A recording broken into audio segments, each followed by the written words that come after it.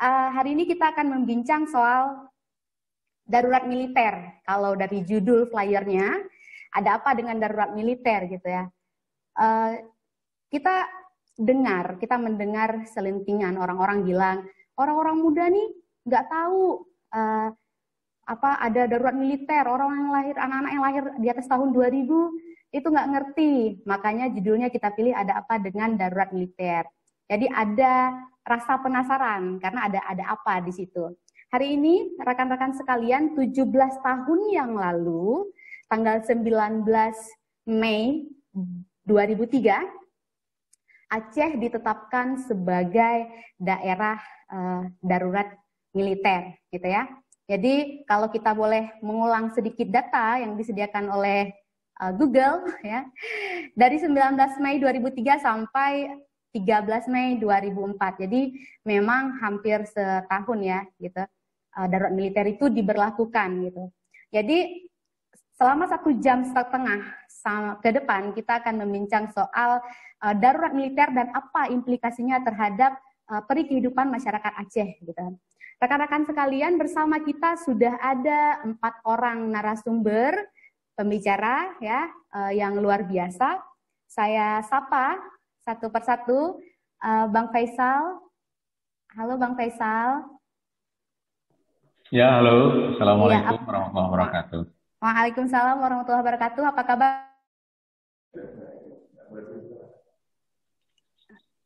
Halo.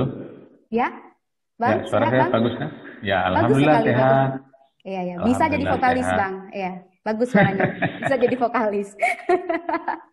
Ini biar jangan tegang kali ya, Bang. Bicara darurat militer ini kesannya tegang kayak gitu. Kesannya penuh mencekam, penuh ketakutan gitu. Iya, memang mencekam tapi kita buat seringan mungkin gitu. Makasih Bang Faisal Hadi sekarang di Kontras Aceh rekan-rekan sekalian, tapi 17 tahun yang lalu Bang Faisal Hadi merupakan direktur eksekutifnya Koalisi NGO HAM ya Bang ya. Dan termasuk salah satu orang yang melaporkan kondisi Aceh di forum PBB. Rekan-rekan sekalian, itu informasi ringkas mengenai Bang Faisal Hadi.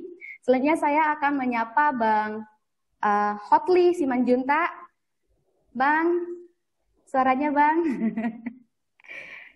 Bang Hotli, iya. Ya, kedengaran ya? Kedengaran. Hai Bang, apa kabar Bang? Kabar baik semuanya. Alhamdulillah. Sehat pagi ini Bang? Sehat. Aku ditemani anakku ya, nggak apa-apa ya? Oh, nggak apa-apa sekali. Tadi kita juga disuguhi foto-foto pada masa konflik dulu ya dari Bang Hotli ya. Ya. Iya, kawan-kawan sekalian, sebagaimana yang tertera di flyer, Bang Hotli adalah seorang jurnalis ya. Orang yang mencatat, merekam segala peristiwa. Nah, kalau sependek pengetahuan saya, dikoreksi ya Bang kalau salah, Bang Hotli sudah mulai bekerja di Aceh sejak tahun 2000, iya Bang? Ya, tahun 2000. Tepatnya itu tanggal 29 April tahun 2000. Saya ingat sekali tanggal itu. Kenapa sekali mengikuti. Itu hari pertama saya menginjak Aceh itu dengan menggunakan pesawat Garuda kalau nggak salah. Dan ketika sampai ke sini, saya bertanya sama supir, Pak, perangnya di mana kok nggak ada perang di sini? Oh, perangnya di kampung-kampung, Pak. Itu makanya sangat berkesan. Karena yang saya bayangkan dari Medan, begitu saya sampai di Aceh, mungkin begitu mendarat saya akan lihat ada asap di sebelah sana, ada suara senjata di sana. Tapi ternyata enggak. Ternyata aman dan nggak ada kerusuhan yang saya temukan waktu itu. Waktu itu ya Bang ya? Karena di foto-foto Abang tadi sangat rusuh Bang kelihatannya. Oh iya. Setelah itu baru kita menemukan yang rusuh. Iya, Bang Hotli juga salah satu kontributor, bukan salah satu sih, satu-satunya kontributor foto saat kita melaksanakan Lorong Ingatan Kaurinujo pada Desember tahun yang lalu. Makasih Bang bantuannya saat itu. Oke, saya akan menyapa pembicara kita selanjutnya, ada Kak Raihan. Kak Raihan Nadiani tepatnya. Apa kabar Kak? Assalamualaikum warahmatullahi wabarakatuh. Waalaikumsalam Nana. Kabar baik. Terima kasih Nana. sudah mengajak ngobrol-ngobrol hari ini. Saya mau mengucapkan salam juga untuk Bang Faisal, Bang Idal, Bang Hotli. Rasanya udah 3 purnama saya nggak pernah bertemu, tapi tapi senang sekali kalau hari ini bisa bertegur sapa juga dengan abang-abang yang lain di sini. Terima kasih Nana. Iya Kak, kayak Rangga dengan Cinta ya, 3 purnama nggak ketemu. Berarti sehat-sehat, alhamdulillah ya Kak ya. Alhamdulillah. Iya, kawan-kawan sekalian, Kak Raihan adalah orang yang tidak berhenti ya menjadi aktivis ya, aktivis terus dimanapun berada. Dan baru-baru ini beliau juga mengadakan satu kegiatan yang cukup luar biasa, namanya Piasan Megang, itu untuk membantu kepala keluarga perempuan yang ada di Aceh. Jadi ada donasi dan lain-lain. Wah, itu satu kegiatan yang menurut saya luar biasa ya. Belum pernah kita lihat ada orang yang seni dan lain-lain lalu berdonasi dan kita kasih ke kepala keluarga perempuan. Best Kak. Terima kasih. Sama-sama. Terakhir saya mau menyapa narasumber kita yang nggak kalah kerennya. Bang Afridal Darmi. Bang, Assalamualaikum Bang. Waalaikumsalam warahmatullahi wabarakatuh. Alhamdulillah setelah perjuangan panjang, akhirnya Bang Afridal bisa masuk ke link Zoom ya. Ya. Tadi kami khawatir harus mengirimkan laptop dari Kontras. Seminar webinar pertama seumur hidup nih. Pertama dan penuh kesan ya Bang ya, karena susah masuknya. Bang Idal apa kabar Bang? Sehat? Sehat, baik. Saya berbahagia hari ini bisa ikut gabung dengan teman-teman, terutama juga saya lihat ada Mas Eko Waluyo nih, orang yang sangat banyak membantu Aceh, terutama dalam masa darurat militer, dari jauh dari Australia dan melakukan fasilitasi yang sangat penting dan sangat membantu pada waktu itu. Jadi saya lupa namanya, Solidaritas Australia untuk Aceh kalau saya tidak salah, atau Aceh Solidarity. Itu luar biasa perannya dalam masa itu untuk membantu kita, para pekerja HAM dan bantuan hukum. Iya, terima kasih kawan-kawan sekalian. Sedikit informasi mengenai Bang Idal, sedikit aja informasi, karena kalau kawan-kawan klik nama Afridal Darmi di Google, itu ratusan informasi ya. Bang Afridal Darmi hari ini memang merupakan Ketua Komisi Kebenaran dan Rekonsiliasi Aceh, tapi 17 tahun yang lalu beliau berkarya di Lembaga Bantuan Hukum Banda Aceh ya. Betul Bang, itu informasinya Bang dari Google. Betul, itu pembicara yang pertama, yang itu salah seorang klien saya dulu. Aduh, ada klien dan pengacaranya bertemu di sini. Oke, baik kawan-kawan. Sebelum kita mulai, saya mau menyampaikan sedikit peringatan 17 tahun darurat militer ini sering dilihat oleh orang sebagai sebuah sinisme. Ada upaya-upaya mengulang cerita lama, kemudian untuk apa lagi dibincang, apa sih pentingnya, toh kita nggak akan berubah gitu. Tapi bagi kami ini sangat penting, entah itu sebagai refleksi atau sekedar sinisme gitu. Makanya kita berusaha untuk membincang persoalan darurat militer ini secara berbeda. Jadi kita nggak berusaha untuk tidak terjebak dalam romantisme rasa sakit masa lalu gitu ya. Jadi abang-abang sekalian, pertama-tama mungkin karena obrolan ini akan kita bikin gelondongan gitu, ada 3 gelondong. Yang pertama soal ya darurat militer ini kan tentu nggak ujuk-ujuk ada ya, nggak tiba-tiba ya ada darurat militer gitu, nggak begitu ya. Nah apa sebenarnya darurat militer itu gitu? Terus apa yang bikin darurat militer ini berbeda dengan kondisi sebelumnya? Mungkin kesempatan pertama saya mintakan ke Bang Faisal Hadi. Bang, apa yang bikin beda kondisi darurat militer atau status darurat militer itu dengan yang sebelumnya gitu? Apa yang terasa beda gitu? Bang Faisal? Baik, Nana. Digambarkan sedikit ya Bang ya. Ya, Assalamualaikum warahmatullahi wabarakatuh. Selamat pagi untuk kawan-kawan semua. Kesempatan pertama, terima kasih Nana karena diberikan buat saya, dan Saya kira ini cerita-ceritanya akan banyak bisa kita saling sharing nanti dengan teman-teman yang lain juga.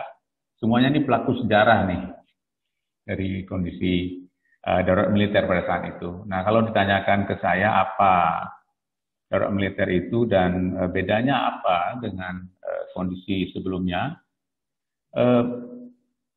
yang bisa saya gambarkan adalah darurat militer ini merupakan satu fase dari fase-fase konflik Aceh, ya, terutama setelah reformasi. Setelah reformasi, GAM bangkit kembali dan kemudian terjadi konflik yang meluas. Darurat militer itu menjadi satu fase di mana intensitas operasi militer dan kemudian juga kontrol terhadap kehidupan masyarakat di Aceh itu sangat tinggi. Bedanya apa kalau kita bisa lihat di antaranya adalah ketika darurat militer, otoritas sipil itu tidak lagi berfungsi sepenuhnya, jadi lebih dikontrol oleh militer.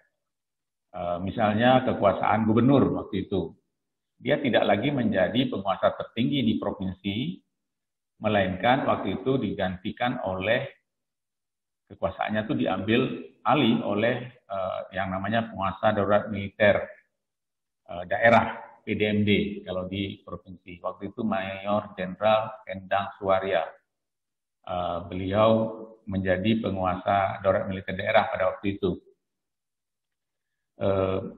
Jadi seluruh aktivitas itu memang di bawah kontrol militer. Mungkin bisa dikatakan bahkan otoritas pemerintahan sipil itu 40% mungkin yang dijalankan oleh sipil, tapi 60% itu di bawah kontrol militer. Gitu. Contohnya misalnya salah satu yang saya bisa sampaikan adalah ada camat yang memang militer aktif ditempatkan sebagai camat misalnya. Di Aceh Utara itu saya tahu ada kasus seperti itu, dan kemudian tentu saja kebebasan sipil ya waktu itu yang kita rasakan tidak ada sama sekali, karena 19 kita jam malam di Aceh yang kemudian beberapa saat kemudian dicabut. Nah, pada saat darurat militer itu jam malamnya benar-benar efektif berlaku. Di Kota Banda Aceh sendiri, masyarakat waktu itu mencoba untuk menyelesaikan seluruh urusan di luar rumah sebelum matahari terbenam. Kemudian selain itu juga kantor-kantor LSM waktu itu, ketika darurat militer itu nggak bisa bekerja dengan baik. Jadi saya ingat sekali bahwa waktu itu saya baru 2 minggu menjadi direktur. Jadi 2 minggu dilantik jadi direktur Koalisi Enjoham Aceh waktu itu, langsung penetapan darurat militer. Dan 2 minggu setelah itu kantor saya pertama kali digrebek ya, didatangi oleh waktu itu aparat Brimob, ada dua truk Rio yang mendatangi dan kemudian menangkap dan menahan 3 orang staf saya di kantor. Meskipun kemudian mereka dibebaskan, tapi pesan yang disampaikan waktu itu adalah Koalisi Enjoham harus menghentikan aktivitas menyampaikan informasi ke luar Aceh melalui media elektronik kita waktu itu lakukan. Jadi lewat email yang itu merupakan informasi pembanding bagi informasi yang secara luas beredar itu terutama oleh media-media mainstream. Mungkin terkait ini Bang Hotli nanti bisa cerita lebih banyak. Tetapi yang saya bisa sampaikan juga adalah aktivitas-aktivitas yang biasa dilakukan oleh masyarakat itu sepenuhnya jadi di bawah kontrol kendali tentara gitu. Termasuk jaga malam misalnya. Yang dari sebelumnya sebetulnya itu sudah jadi. Jadi saat DM, kalau saya ingin bedakan, saat DM itu benar-benar ruang kebebasan sipil itu ditiadakan sama sekali.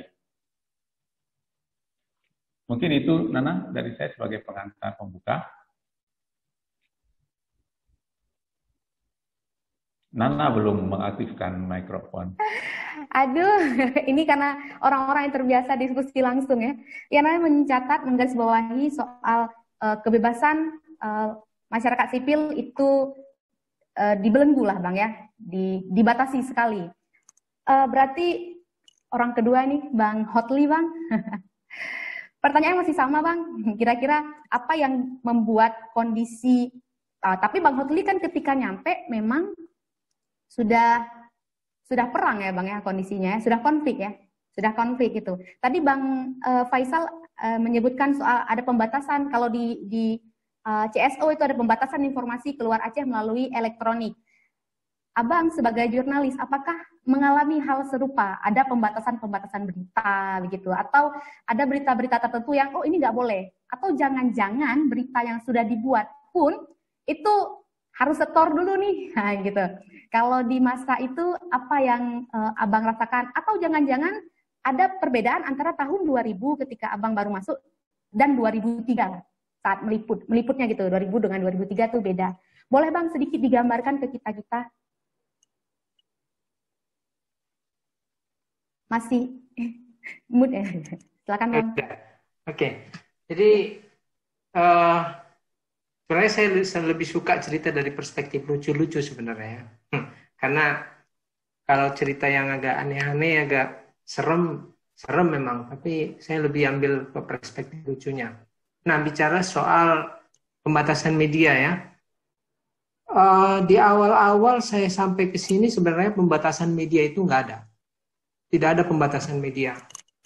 Tahun 2001 pembatasan media itu nggak ada. Tapi yang terjadi adalah khususnya media mainstream. Satu-satunya media waktu itu kan Serambi ya. Media lokal. Itu sering kejadian yang mobilnya dibakar, terus persoalan statement gitu. Jadi sebenarnya masyarakat membaca berita di Serambi atau di media lokal, apa yang mereka baca sebenarnya itu sudah melalui proses yang menurut saya sangat berat sebenarnya. Artinya kalau di rapat redaksi itu harus benar-benar clear.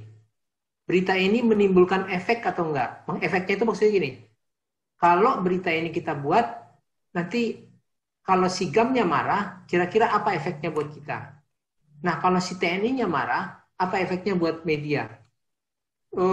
Yang pasti pada saat itu media masih, menurut saya masih ini ya, masih agak masih agak balance. Dan kalau menurut saya, kalau media itu misalnya kayak Serambi, mobilnya dibakar, kalau ada yang membakar, ada yang melarang, itu berarti medianya masih sedikit independen. Kalau dia tidak dibakar, dia tidak diprotes atau tidak tidak dibenci orang, itu berarti ada kemungkinan medianya nggak independen. Karena begini, ada dua pihak yang bertikai. Tidak ada berita yang bisa menguntungkan kedua belah pihak. Artinya kalau dia independen, GAM tidak boleh mengambil keuntungan atau media tidak membuat keuntungan buat si GAM, dan media juga tidak boleh membuat keuntungan ke pihak TNI. Kalau di zaman setelah tahun 2003, kalau nggak salah setelah darurat militer, kita sudah mulai dengan peace journalism. Peace journalism ini dia cenderung menafikan atau men-stop semua komentar atau semua data atau semua apapun yang datang dari source-nya itu dari militer atau TNI, militer atau GAM. Semua source yang ada, sumber berita yang dari TNI kita blok, berita dari GAM kita blok, karena ini nggak bakal independen. Si TNI bilang kami tidak ada membunuh, tapi si GAM bilang TNI membunuh 10 orang. Ini sering kejadian. Jadi saling bersahut-sahutan. Nah, kalau peace journalism itu dia cenderung mengambil sisi dari efek konfliknya dari masyarakatnya. Nah, itu kita coba terapkan. Dan salah satu media waktu itu yang cukup bukan berhasil sebenarnya, tapi mencoba mengaplikasikan peace journalism itu adalah, kalau nggak salah waktu itu Aceh Kita. Aceh Kita itu adalah media, kalau nggak salah itu ada beberapa kayak Pak Todung Mulia, dan di Sidandi, ini ada beberapa orang yang mencoba men-setup itu, dan itu agak berhasil. Karena waktu darurat militer itu kan banyak pembatasan, itu ada setelah darurat militer ya, setelah darurat militer itu pembatasan itu clear, itu jelas. Tapi sebelum darurat militer itu tidak ada pembatasan. Yang ada adalah bagaimana media pinter-pinter berdiri di antara dua pihak yang sedang bertikai. Artinya salah sedikit yang militernya marah, salah sedikit GAM-nya bisa marah. Nah, ini yang terjadi. Nah, itu untuk media lokal. Kalau kebetulan saya waktu itu kan bekerja di media internasional ya. Salah satu keuntungannya media internasional itu dia tidak bisa diintervensi oleh yang berkonflik di Aceh.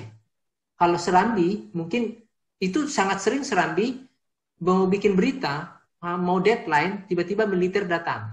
Beritanya apa hari ini? Disensor dulu, dilihat dulu. Ini nggak boleh. Itu sering kejadian. Serambi sering mengalami itu. Saya yakin orang-orang senior di Serambi juga pernah mengalami itu. Atau besok-besoknya ditelepon suruh apa gitu. Itu sering. Nah, kalau saya kebetulan waktu itu bekerja di media asing, itu tidak bisa diintervensi. Artinya, apa yang saya kirimkan keluar dari Aceh, itu pure berdasarkan misalnya point of interest, sudut pandang saya sebagai seorang jurnalis misalnya. Misalnya saya seorang jurnalis yang datang ke Aceh terus memotret. Kalau di Serambi mungkin dia masih ada terkontaminasi dengan konflik interest, mungkin ada misalnya orang Serambi yang keluarganya GAM mungkin ya, atau keluarganya TNI. Nah, ini ada bisa terjadi konflik interest. Kalau saya tidak ada sama sekali. Saya tidak punya keluarga di Aceh, saya tidak punya kepentingan saya cuma meliput sebagai wartawan dan nggak ada kepentingan. Nah, kalau media lokal itu mungkin ada. Jadi ini yang sering terjadi. Media asing waktu itu berusaha mempercayakan sudut pandang atau konten berita yang dikirimkan itu berdasarkan sudut pandang si wartawannya.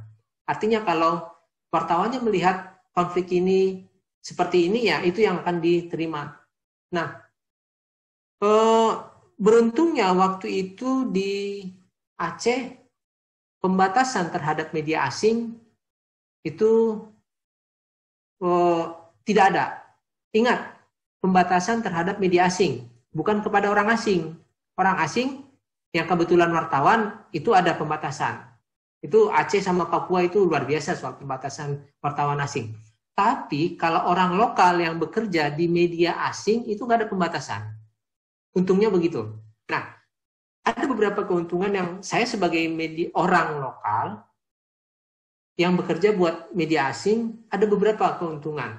Artinya buat orang waktu itu dari pihak GAM, mereka sangat suka dengan media asing. Mereka selalu mencari media asing.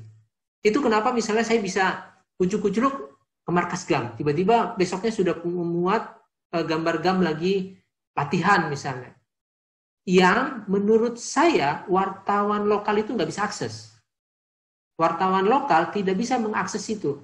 Kalaupun dia bisa mengakses itu, misalnya tentara GAM lagi latihan, kalaupun dia bisa mengakses itu, besok-besok dia ada yang keluarganya akan didatangin lah, atau akan dijustifikasi sebagai wartawan GAM lah.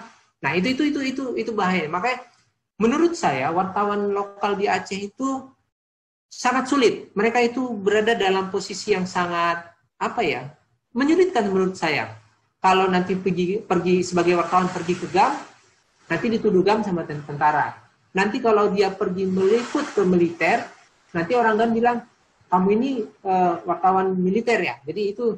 Nah, saya sebagai orang luar yang kebetulan berada di Aceh, Jadi nggak punya interest, nggak punya kepentingan.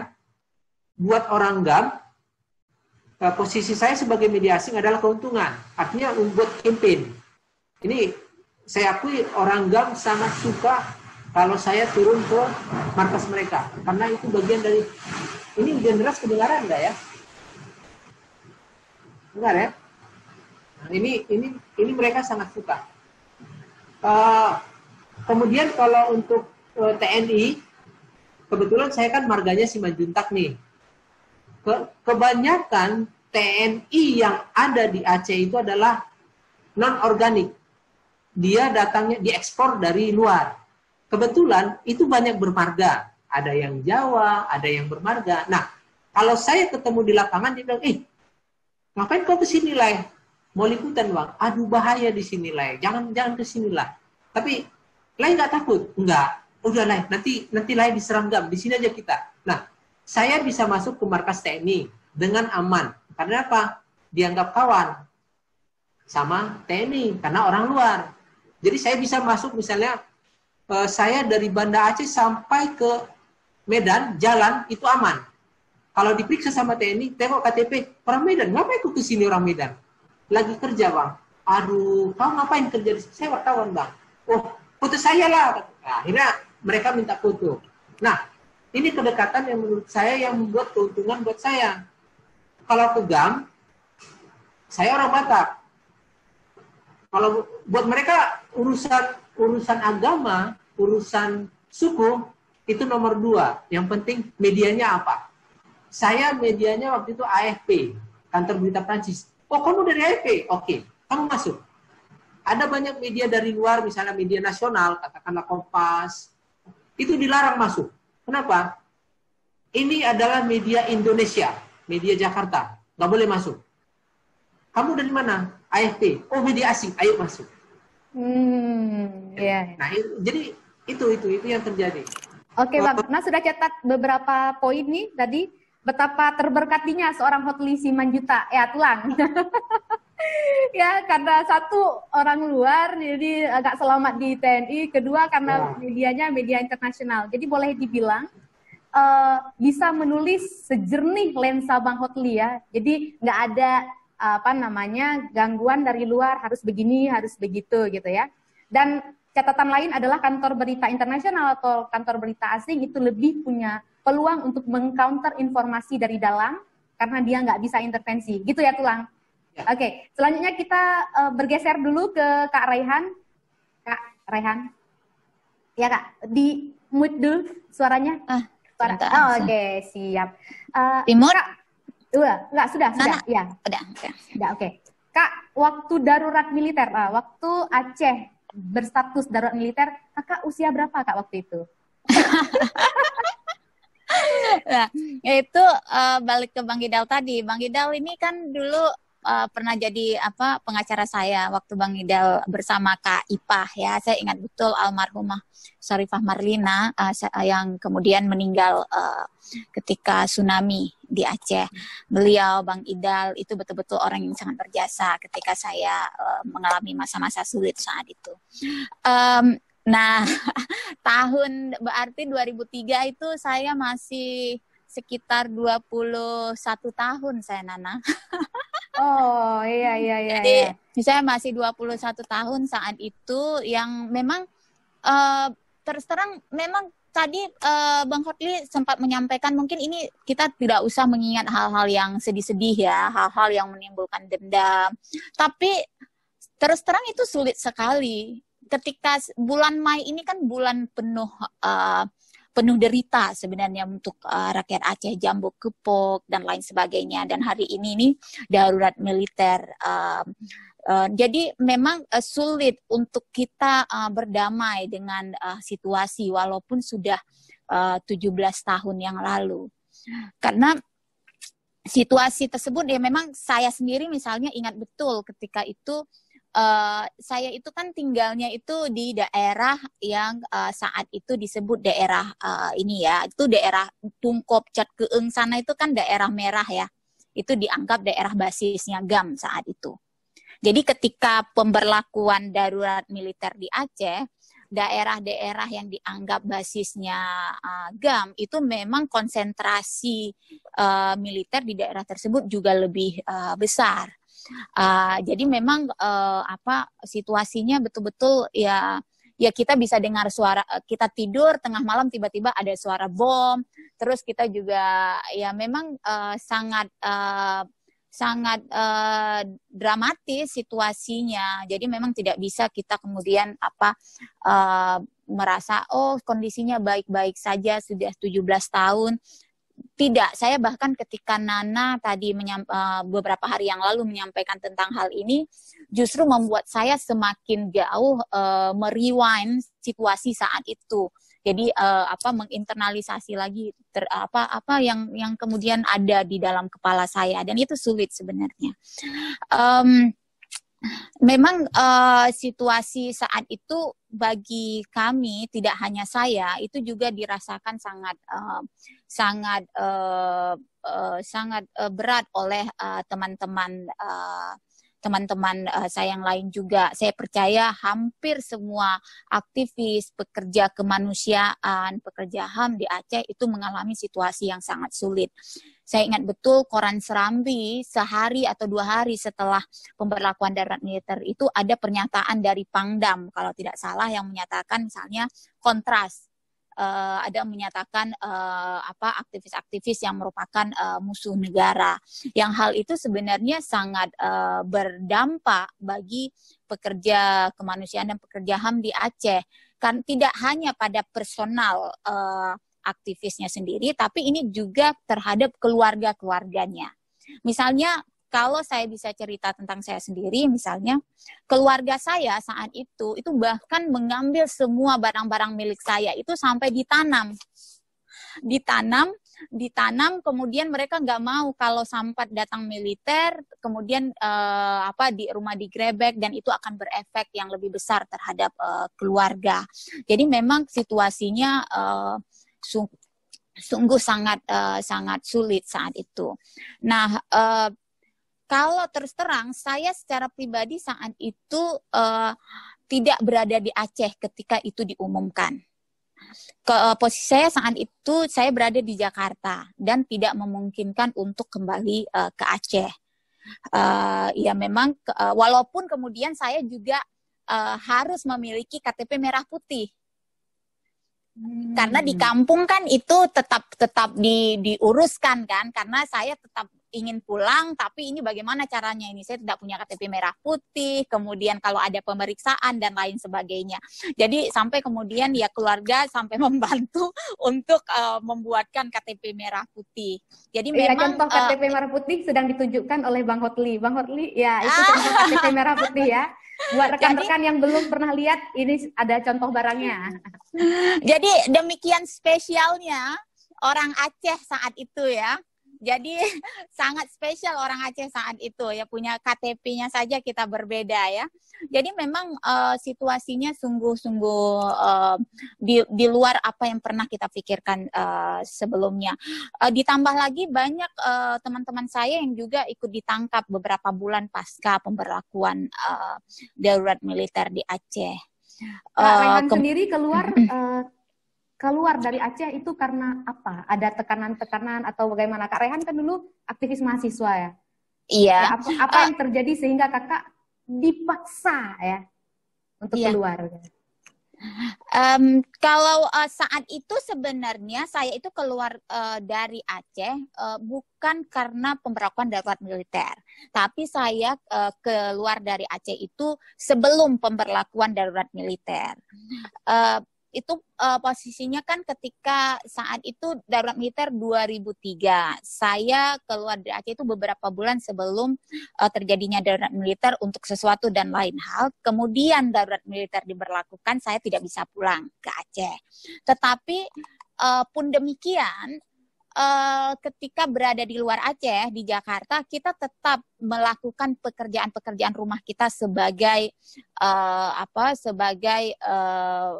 sebagai bentuk tanggung jawab kita juga terhadap begitu banyaknya korban di Aceh, terhadap begitu besarnya derita yang harus ditanggung oleh kawan-kawan yang masih berada di Aceh.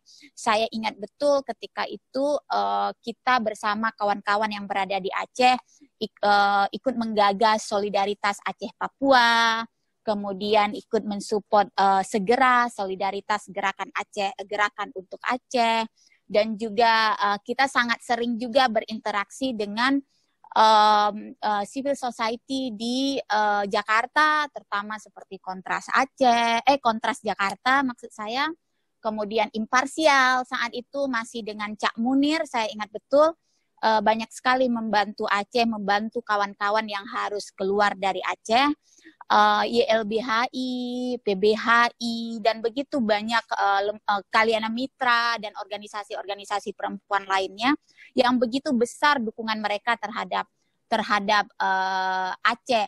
Nah, banyak yang saat itu kemudian melihat loh situasi seperti ini bagaimana, strategi apa yang perlu kita lakukan.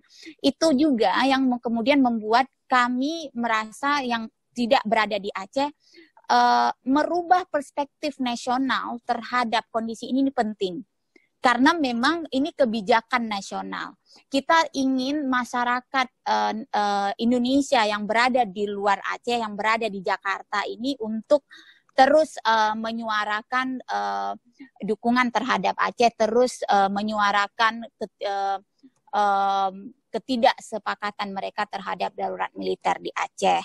Kalau tadi Bang Hotli bicara tentang Aceh kita, iya, saya sangat setuju. Salah satunya kenapa Aceh kita saat itu bisa dengan clear bicara tentang Aceh, tentunya ini juga dibantu oleh data-data dari kawan-kawan yang mempertaruhkan nyawanya di Aceh untuk bisa mengirimkan berita, mengirimkan data-data ke Jakarta. Ini juga karena Aceh kita berada saat itu di luar Aceh. Bagi pekerja kemanusiaan dan pekerja HAM di Aceh ini sangat sulit, hampir tidak bisa melakukan apapun di Aceh saat itu. Saya ingat beberapa kawan saya malah ada yang harus seminggu sekali itu melapor. Pernah ditangkap kemudian dilepaskan 1 kali 24 jam tapi tetap harus melapor. Jadi memang situasi Aceh saat itu memang bergantung sekali dengan solidaritas dari luar Aceh. Misalnya tadi ada Bang Eko itu memang luar biasa sekali saat itu memberitakan dan memberikan solidaritasnya juga terhadap Aceh dari luar negeri. Ya untuk sementara mungkin itu dulu Nana, karena panjang sekali ini kalau kita bicara dampak, bicara lainnya, itu tidak akan habis sebenarnya. Benar, kita akan membincang itu setelahnya. Artinya kalau boleh dicatat, gambaran kondisi Aceh di luar itu didapatkan, kakak kan bisa dibilang aktivis yang waktu itu berada di luar Aceh. Gambaran mengenai Aceh itu didapatkan dari berita-berita yang memang beritanya dari luar gitu. Berita dari luar, karena kan tadi disampaikan Bang Hotli kalau yang dari dalam, pemberitaan dari dalam itu ditahan betul gitu ya. Tapi berita-berita dari luar, jadi ya Kak dapat gambaran itu dari pemberitaan luar kayak Aceh kita misalnya gitu, dan solidaritas gitu ya. Ya, selain itu sebenarnya organisasi-organisasi internasional seperti Amnesty International, kemudian seperti Frontline Defender itu juga banyak memberitakan apa yang terjadi di Aceh. Ini juga didapat dari teman-teman yang bekerja secara bawah tanah di Aceh. Jadi mereka tidak muncul ke media, tapi dia tetap berusaha mempertaruhkan nyawanya untuk memberitakan kondisi real di lapangan. Oke, terima kasih Kak Rehan. Rekan-rekan sekalian, mohon maaf Bang Idal, saya nggak tahu kenapa, tapi di sana sedang mati listriknya, mati ya gitu, mati lampu, jadi koneksinya terpaksa terputus dengan kita sementara waktu. Semoga dalam waktu yang dekat beliau kembali. Saya nggak tahu kenapa PLN khusus matikan lampu daerah kita. Banda Aceh ya, kota Semilang, jadi mati lampu itu udah biasa. Bang Faisal, kita balik lagi nanti. Bang Idal kita minta digabung aja nanti pertanyaannya gitu ya. Bang Faisal, ya. Ada yang mengatakan bahwa ongkos yang paling besar dari perang adalah hancurnya sebuah kebudayaan, gitu ya. Kalau pengamatan Bang Faisal nih, ada nggak efek atau dampak dari perang atau darurat militer ini terhadap peri kehidupan orang Aceh masa itu gitu? Ada nggak dampaknya, efeknya terhadap kebudayaan masyarakat Aceh secara komunal gitu? Atau jangan-jangan orang sipil di Aceh kemudian menjadi melihat militerisme itu ya sesuatu yang jadi biasa gitu. Jadi kita mau poinnya adalah ada nggak perubahan sosial budaya dari masyarakat Aceh setelah itu atau pada masa itu, Bang? Kalau itu pertanyaannya, nah saya kira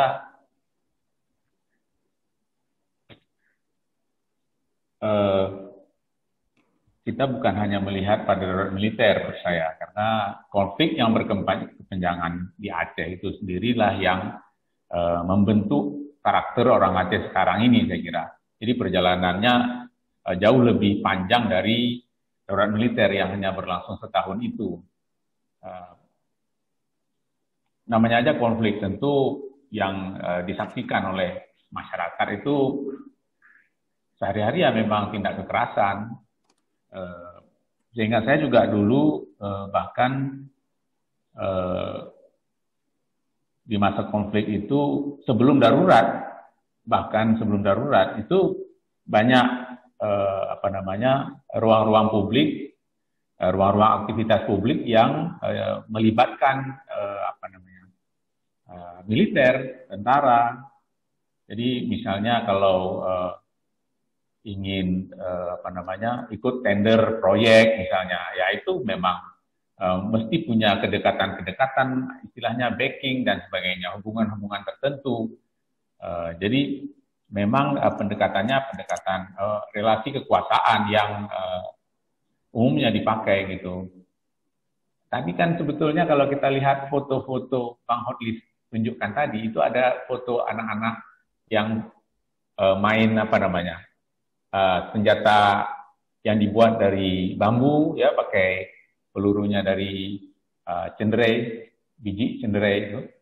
Nah itu juga memang Aceh ini karena lamanya konflik, saya kira kreativitas, inovasi itu ya barang yang sangat langka.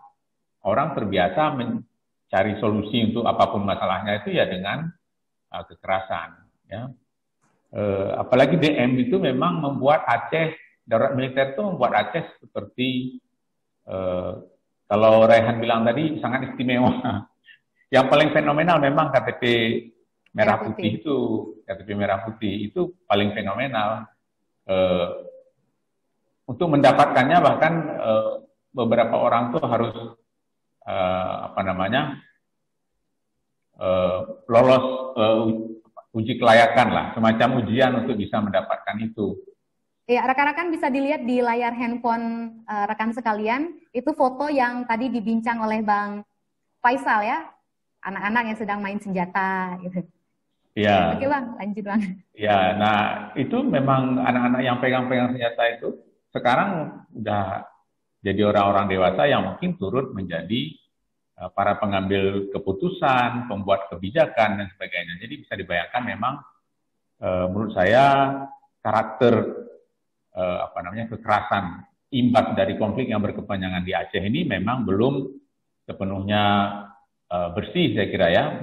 Bahkan kalau kita lihat kebijakan-kebijakan pemerintah, kita belum bisa mendapatkan bukti bahwa pemerintah melakukan upaya tertentu khusus untuk mencoba mengubah imbas konflik ini ke dalam bentuk-bentuk program pembangunan yang kemudian menyadarkan orang bahwa peradaban ini mesti dibangun bukan berbasis kekerasan, tapi melakukan dengan ilmu pengetahuan dan sebagainya. Jadi berkembangnya ini juga harusnya ada program khusus yang dilakukan oleh pemerintah yang ditujukan untuk mengantisipasi itu.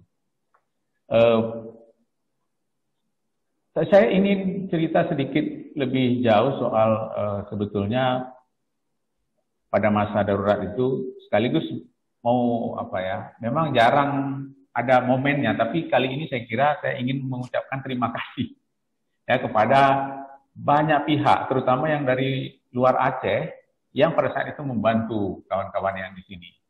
Saya termasuk yang tidak pergi keluar meninggalkan Aceh saat darurat militer itu, di mana banyak kawan-kawan bahkan menjelang pemberlakuan darurat itu sudah menduga akan ada intensitas yang akan lebih diperkuat oleh pemerintah dalam operasi militer di Aceh, dan kemudian mengambil langkah untuk meninggalkan Aceh sebelum itu. Ketika darurat diberlakukan demikian juga banyak yang keluar, tapi saya tidak keluar waktu itu dan terus melanjutkan aktivitas tentunya. Yang waktu itu koalisi melakukan monitoring ya, jadi monitoring terhadap situasi HAM di waktu itu di 6 kabupaten, 7 dengan Banda Aceh dan Aceh Besar. Di Aceh Selatan, Aceh Barat, kemudian Aceh Timur, Aceh Utara, dan Aceh Tengah. Belum ada Bener Meriah masih gabung dengan Aceh Tengah waktu itu.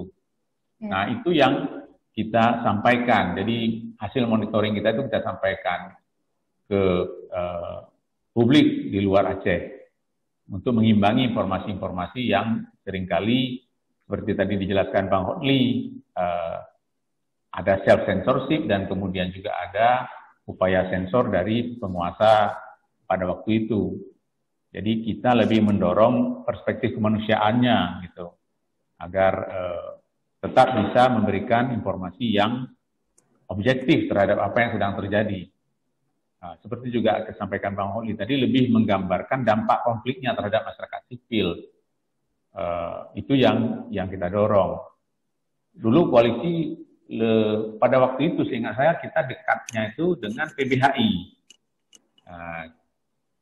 Dengan kegiatan selain monitoring itu kita juga membentuk satu tim pembela kasus Aceh, TPKA namanya dulu. Terdiri dari itu anggotanya berbagai pengacara praktek yang bekerja di Aceh pada waktu itu. Nah, salah satunya Pak Muhammad Syafi'i Saragih, Pak Imam. Nah, itu yang meskipun selalu kadang-kadang risih ketika meskipun resmi beracara di pengadilan, mereka seringkali disebut ini pengacara GAM karena banyak kasus-kasus yang mereka bela yang ditangani oleh koalisi waktu itu memang lebih ke soal-soal yang terkait dengan konflik ini, dituduh GAM lah macam. Bang, tadi Abang bilang koalisi NGO HAM melakukan monitoring terhadap situasi hak asasi manusia yang ada di beberapa kabupaten. Tapi sebelumnya juga Nas sempat mencatat ada pembatasan informasi gitu juga.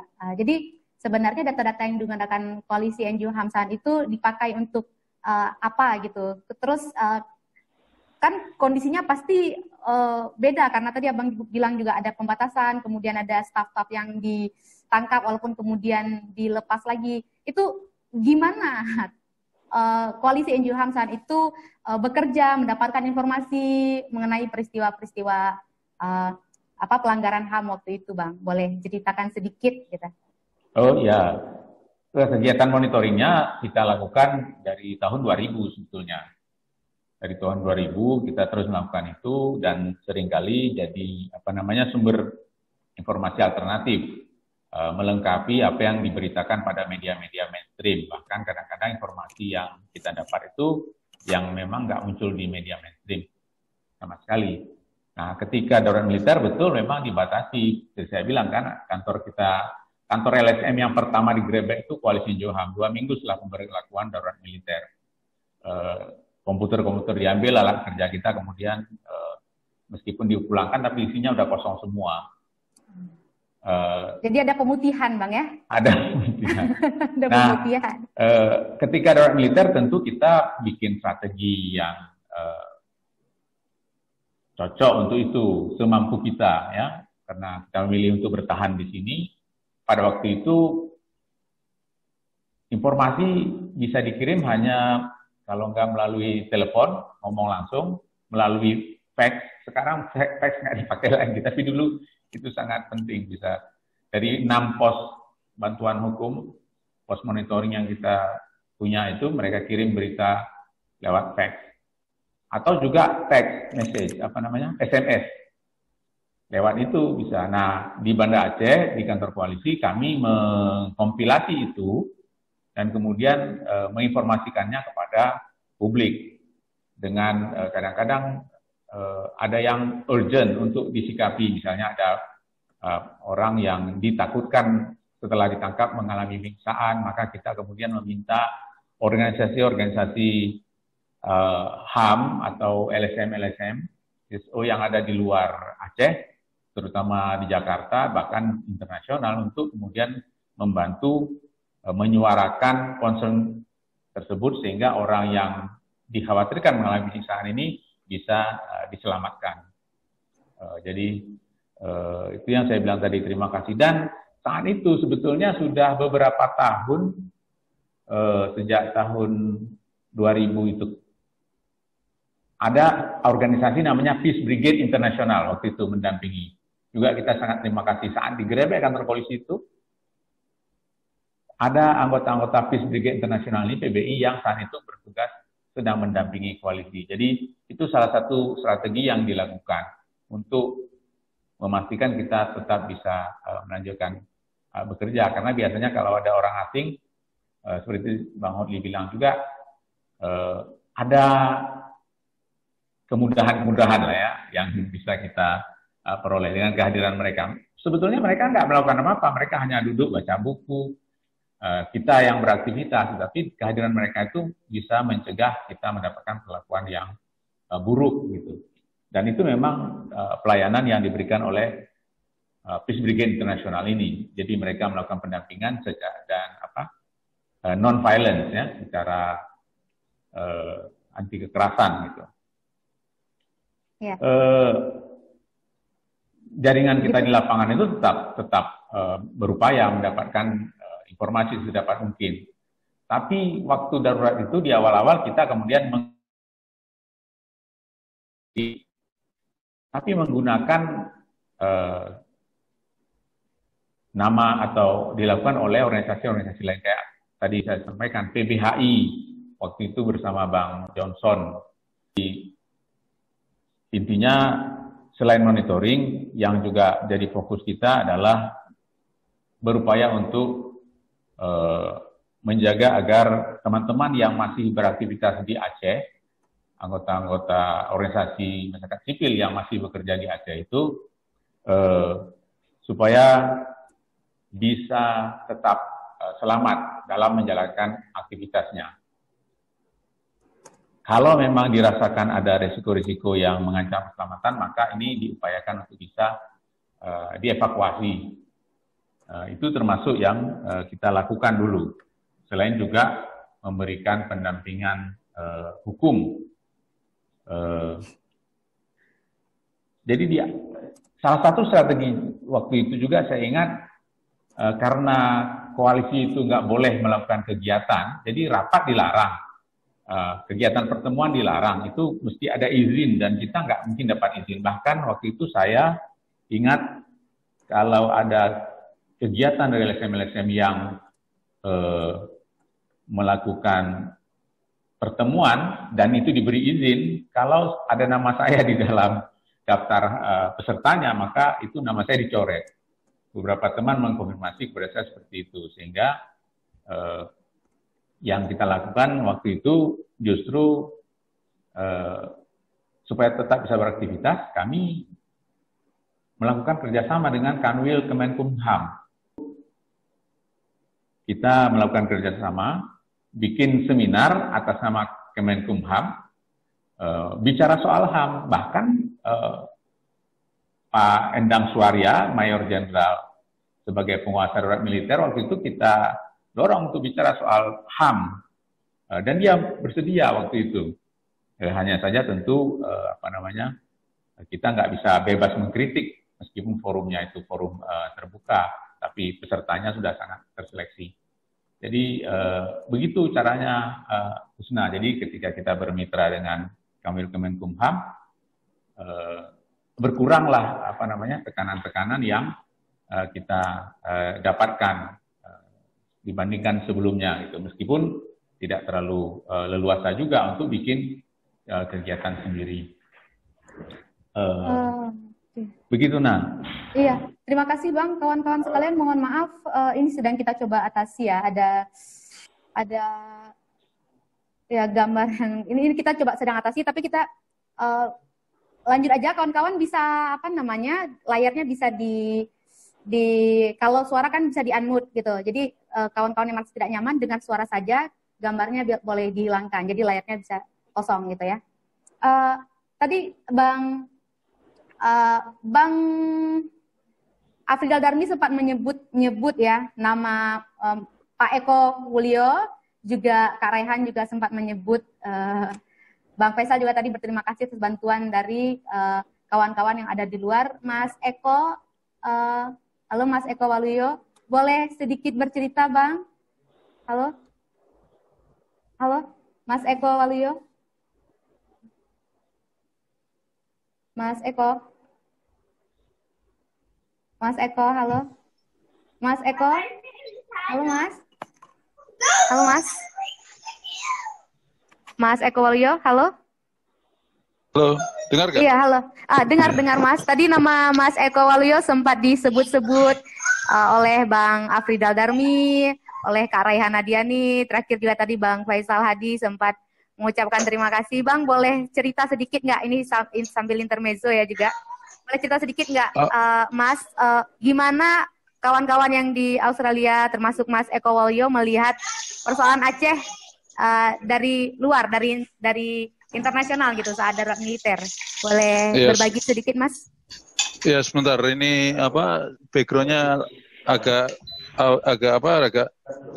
ramai karena lagi lockdown, jadi anak belajar di rumah. Bentar, cari tempat dulu. Iya. Baik. Gimana? Jelas sekarang? Iya, jelas. Ya, senang sekali bisa ketemu lagi teman-teman semuanya, pernah ketemu ini. Saya mengetahui soal Aceh dari para warga Aceh yang ada di Sydney ya, saat itu banyak ada yang pernah disiksa dan lain sebagainya. Jadi dari komunikasi dengan mereka saya bisa mengenal tentang kondisi Aceh saat itu. Banyak kegiatan yang kita lakukan saat itu, khususnya untuk mengundang teman-teman dari Aceh datang ke sini untuk melakukan lobby dan sebagainya. Pada intinya saat itu untuk bicara Aceh di Australia sangat sulit sekali. Yang muncul bukan karena masalah keamanan, tapi yang muncul itu adalah suatu pemberontakan yang diprakarsai oleh suatu gerakan Islam. Jadi kita mau mengubah mindset itu ke Australian public untuk masyarakat Australia dalam perspektif HAM. Jadi makanya kita dekat sekali dengan teman-teman aktivis HAM termasuk LBH, Koalisi HAM, dan Kontras juga, dan beberapa teman-teman di Aceh waktu itu. Dan pertama kali datang ke Aceh 3 bulan setelah tsunami. Jadi masih banyak kelihatan tentara berkeliaran bawa senjata dan lain sebagainya. Semuanya menangani tentang persoalan tsunami.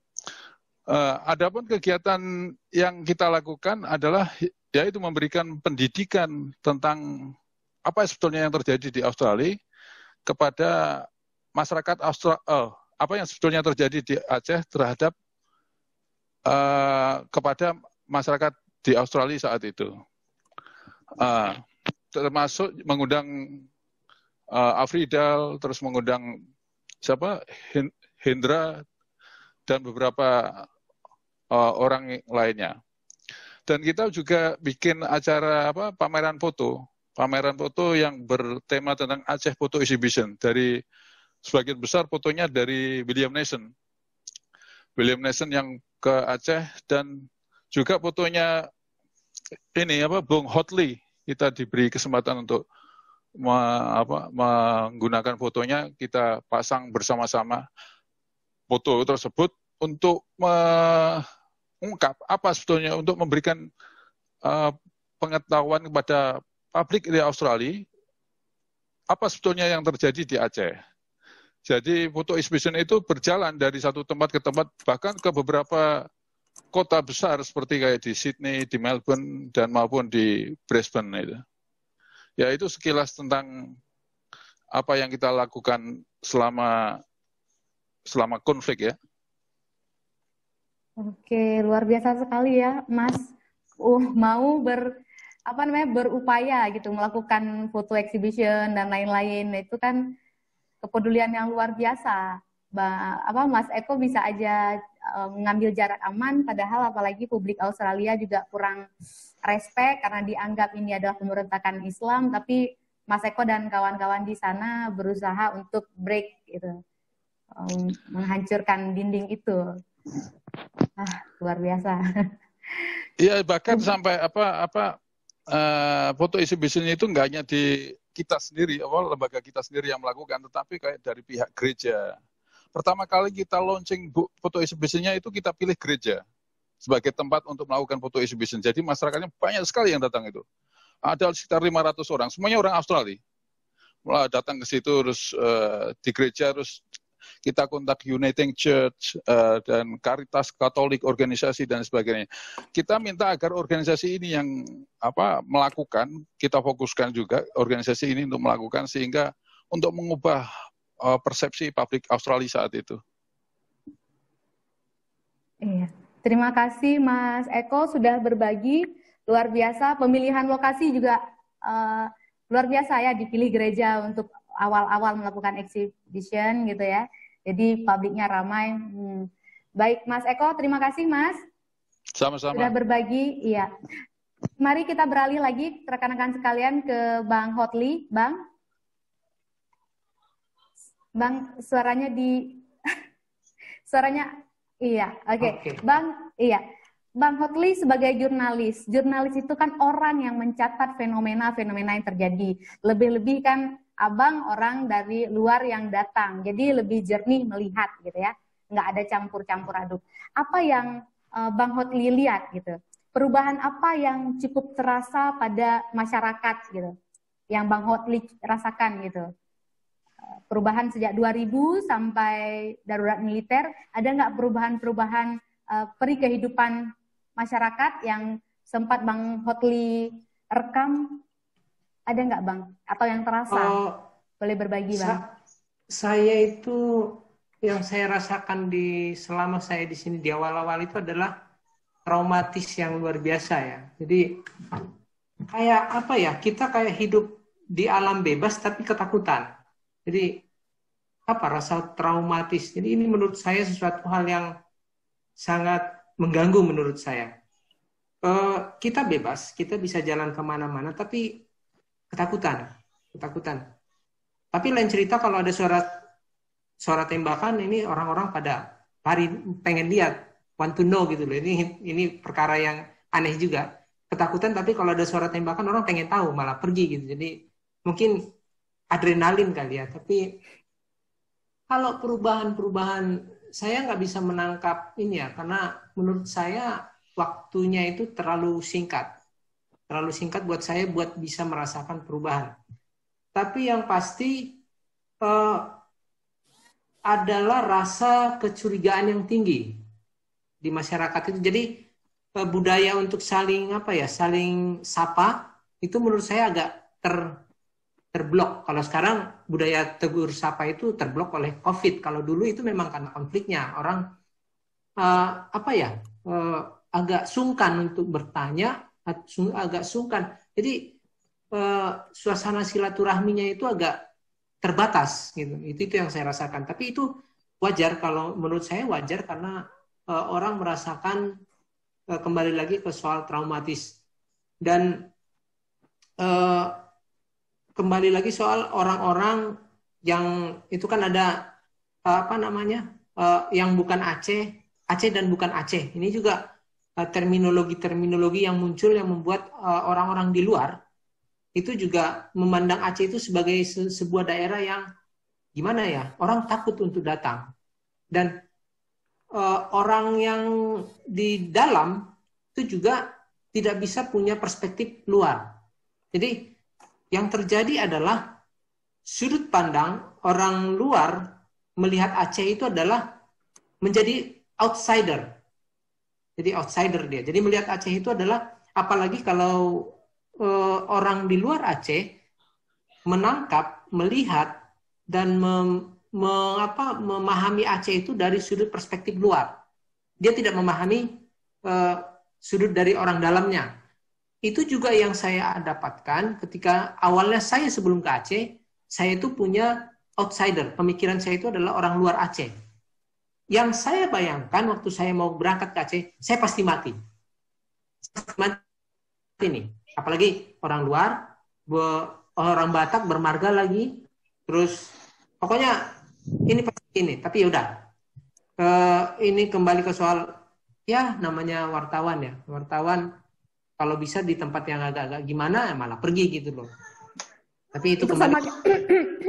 Itu sama kayak tadi nggak, Tulang, orang yang dengar senjata terus datang gitu. Iya, sama. Jadi, kalau saya pribadi, ini apa ya, saya kan masih muda waktu itu. Usia saya kalau nggak salah 30-an waktu, 30 atau 20 sekian.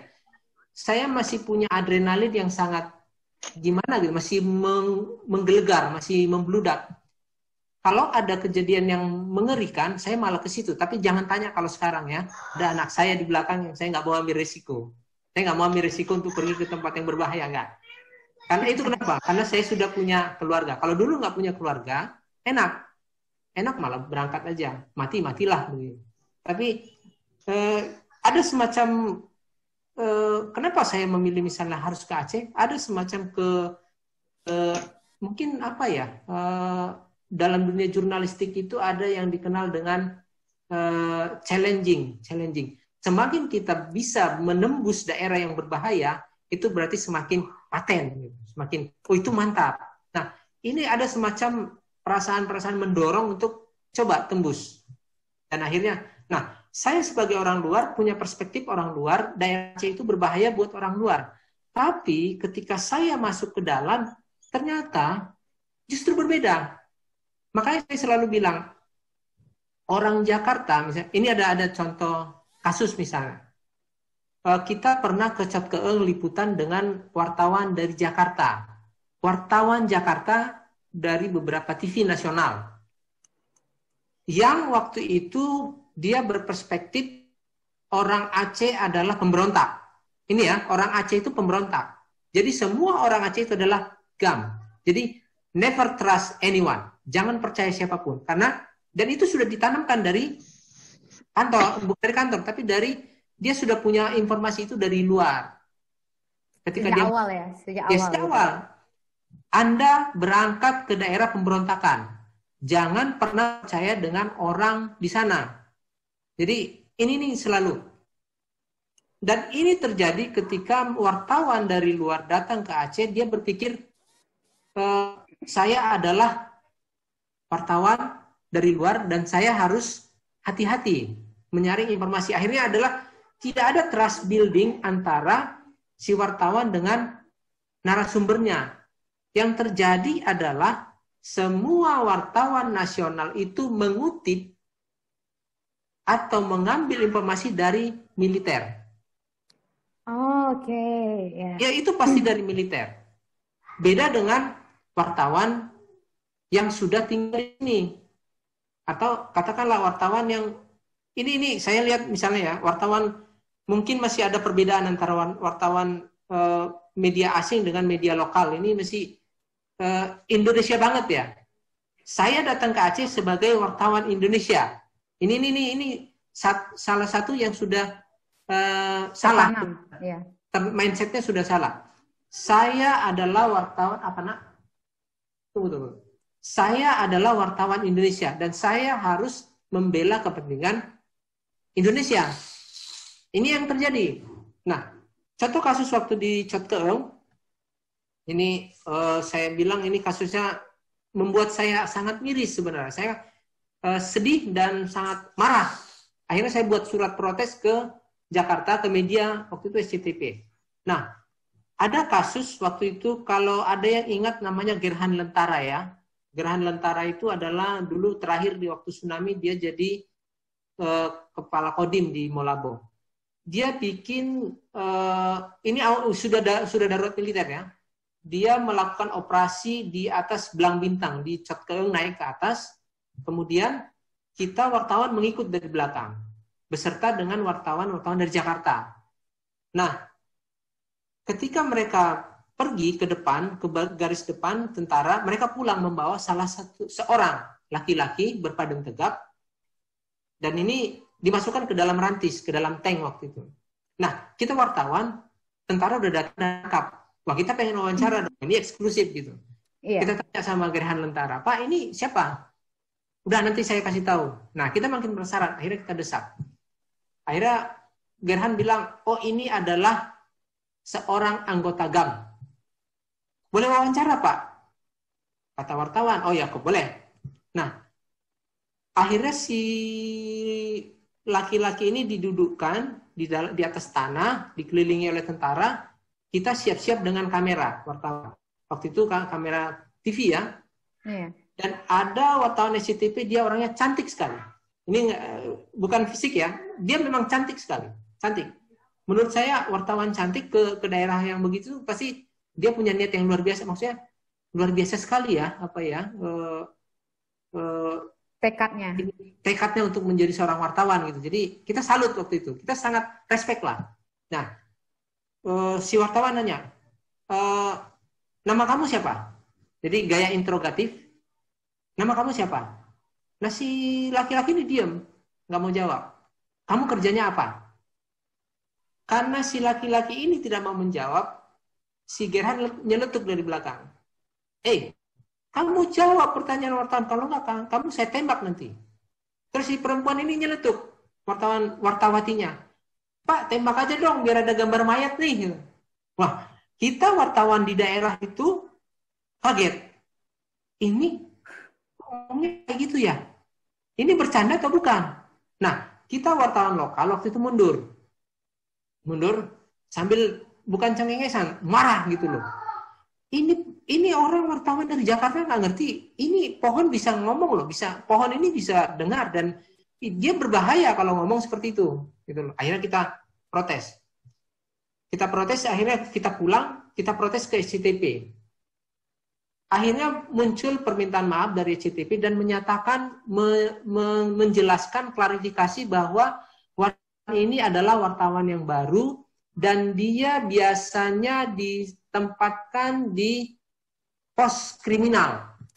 Nah, kebayang kalau kriminal ya, di TV-TV itu biasalah. Pak, tembak kakinya dong biar ada gambar. Nah, itu biasa, itu rahasia kita di dunia jurnalistik lah yang buruk menurut saya. Nah, ini yang terbawa menurut saya, terbawa oleh dia karena dia terbiasa meliput di daerah yang kriminal, meliput pos kriminal di polisi, akhirnya terbawa. Nah, itu sesuatu yang menurut saya perspektifnya adalah perspektif luar. Dia tidak bisa memahami sebagai orang Acehnya gitu loh. Nah, kalau waktu itu kalau saya bayangkan kalau ini abang saya dibuat begitu, saya kan marah nih. Tapi udahlah, saya wartawan harus independen. Saya nggak boleh marah. Saya nggak boleh bilang, kamu kok ngomong begitu? Nggak boleh. Nggak boleh. Saya wartawan nggak boleh. Harus apapun cerita itu. Saya selalu mencoba menjaga independensi seperti itu. Misalnya saya lihat, misalnya ada orang tua dipukul oleh tentara misalnya. Saya nggak bilang, Pak jangan dipukul Pak, itu orang tua. Saya nggak berani. Saya nggak mau. Tapi saya tidak boleh intervensi. Sama dengan ada pertanyaan, Pak, kalau ini selalu kita dapat pertanyaan dari orang ya, Pak, kalau ada orang dipukul, Bapak nolong dulu atau motret dulu katanya. Kalau saya bilang, saya motret dulu, kenapa? Saya wartawan. Kalau dipukul itu urusan lain. Tapi kalau saya polisi, saya akan larang, jangan dipukul. Nah, itu. Iya. Nah, ini yang sering terjadi. Ya, Bang, tapi bagaimanapun ya, kita rasanya nggak pantas itu bercanda dengan nyawa manusia ya. Tembak dong biar ada foto mayat, rasanya aduh iya, itu kurang nyaman ya. Tapi tadi sangat tidak nyaman. Ya, Tulang sempat menyampaikan soal pada akhirnya kemudian wartawan-wartawan itu karena tidak mempercayai narasumbernya di lapangan kemudian mengutip pernyataan-pernyataan dari militer. Pertanyaannya, apakah ada upaya pemisahan antara ini wartawannya Indonesia NKRI gitu dengan ini wartawannya GAM gitu ya. Ini wartawannya pendukung GAM, ini wartawannya pendukung Indonesia. Kira-kira waktu itu ada nggak kontrol-kontrol yang demikian gitu? Ada nggak, Bang? Di awal darurat militer itu ada yang namanya tentara Indonesia membuat yang namanya embedded journalism. Ini kategori baru, namanya embedded journalism. Jadi embedded journalism ini adalah wartawannya itu di-attach bersama militer. Dan mereka ini dilatih secara militeristik. Dan ini umumnya adalah wartawan dari Jakarta. Jadi di Jakarta, sebelum darurat militer, sebelum mereka ada misalnya saya wartawan, Pak, saya mau liputan, mereka lapor ke tentara, saya mau liputan ke Aceh. Ya udah, kalau gitu kamu harus ikut ke embedded journalism dan itu dilatih. Saya nggak tahu bentuk pelatihannya seperti apa, apakah latihan fisik atau latihan brainstorming, bahwasanya kita NKRI dan harus Anda berangkat ke Aceh itu adalah membela NKRI atau apa seperti itu. Saya nggak tahu, tapi yang pasti ada hal yang dilakukan oleh militer untuk memblokade atau minimal membuat berita-berita itu adalah sangat Indonesia banget. Ini persoalan Indonesia banget dengan Aceh banget. Kalau Aceh kita itu kan dulu Aceh kita Aceh banget menurut saya. Kalau yang saya pahami di media-media mainstream kayak Kompas, kayak media lain di Indonesia, hanya wartawan yang punya perspektif Aceh yang bisa menulis secara bagus tentang Aceh. Kalau di Kompas itu ada namanya, saya orang Batak juga kalau nggak salah, udah meninggal beliau. Dia kalau menulis soal Aceh itu sangat kritis menurut saya, tapi tidak membela Indonesia. Dia bisa menulis dengan baik, tidak membela Indonesia. Karena apa? Dia punya perspektif soal Aceh. Nah ini yang terjadi. Banyak terjadi adalah wartawan tidak punya perspektif Aceh. Dan dia disuruh meliput ke Aceh. Yang terjadi adalah dia berlindung di keteknya tentara. Dia nggak akan bisa mengambil sumber dari masyarakat misalnya. Oke. Bang, baik, kita kunci soal perspektif, Bang. Sebentar, kita kunci soal perspektif keacehan. Jurnalis yang punya perspektif Aceh, ya jurnalis yang datang kemudian dengan hamparan putih gitu ya. Jadi melihat Aceh benar-benar baru gitu ya, Bang. Ya, kita kunci di situ dulu soal ini. Nanti kita akan berputar lagi.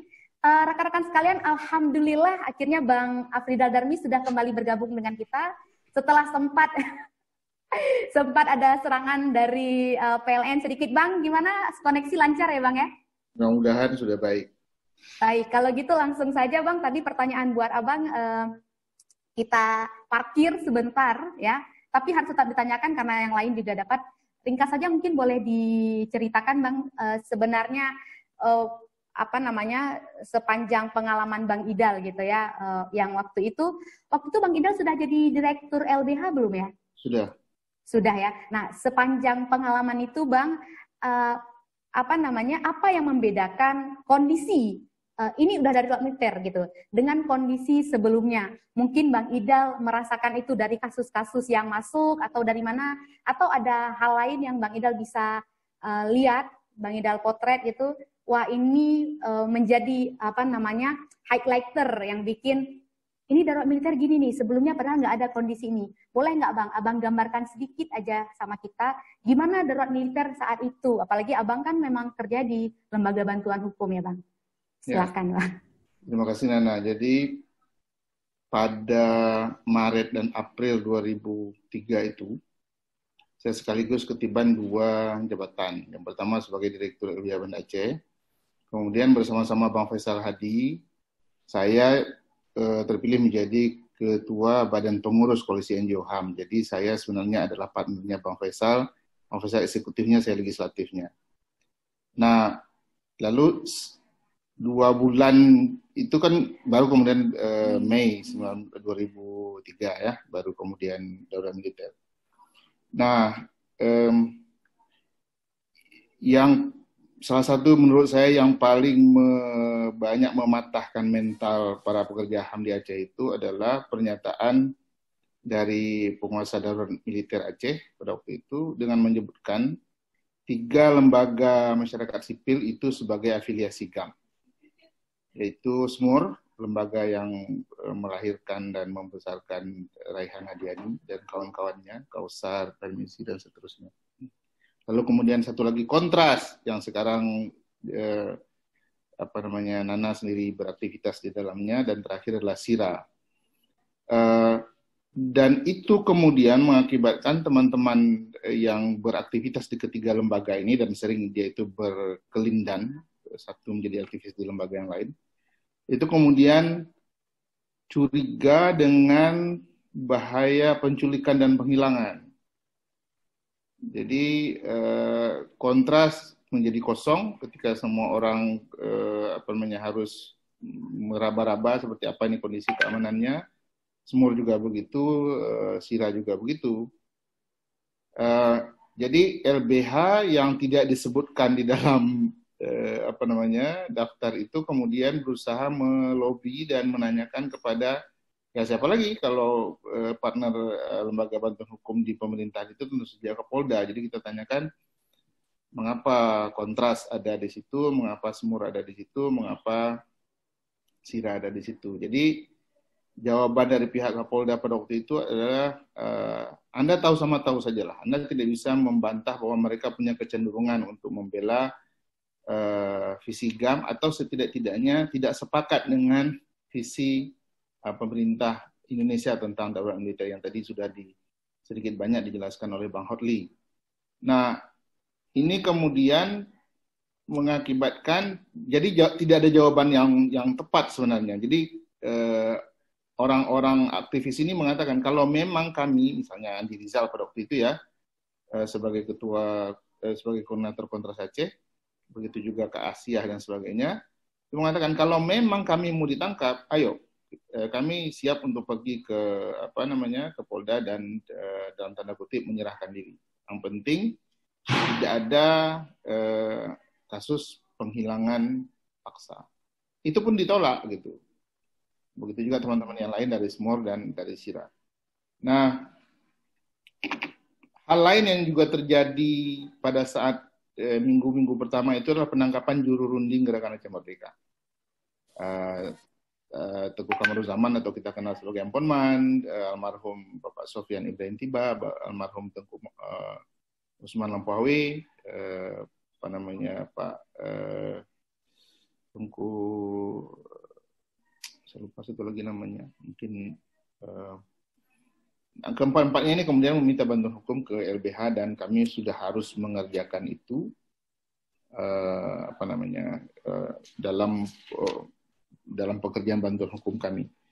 Dan sebenarnya sebagai sebuah lembaga pekerja hak asasi manusia, pekerjaan bantuan hukum katakanlah litigasi seperti itu kan tidak hanya semata-mata pekerjaan dilakukan oleh LBH, sama dengan Kontras dan koalisi NGO HAM juga. Kita juga melakukan advokasi, mencari orang yang ditangkap dan ditahan secara sewenang-wenang, mencoba memberi bantuan hukum pada mereka yang sudah di dalam tahanan dan seterusnya dan seterusnya. Nah, apa yang membedakan tadi pertanyaan Anda kepada Bang Faisal, apa yang membedakan darurat militer ini dengan konflik sebelumnya? Sebenarnya adalah itu perilaku resmi negara. Kalau sebelumnya juga dianggap resmi karena ada operasi ya, operasi ini jelas-jelas itu operasi dan diakui sebagai operasi polisionil. Jadi operasi Menasah 1, operasi Menasah 2, operasi Rencong, operasi dan seterusnya itu tidak diakui sebagai operasi militer. Jadi bukan martial law dia. Ya, itu menempatkannya di dalam struktur hukum yang berbeda. Nah, dan yang membedakan lagi, jadi itu semata-mata operasi-operasi sebelum darurat militer itu betul-betul executive order. Keputusan yang diambil oleh eksekutif semata-mata, dan polisi itu adalah sebagai ujung tombaknya sebagai pelaksana eksekusi itu dari katakanlah presiden. Nah, darurat militer, ingat ya, sebelum darurat militer presiden sudah meminta dan menanyakannya kepada DPR. DPR RI, Dewan Perwakilan Rakyat Republik Indonesia itu kemudian secara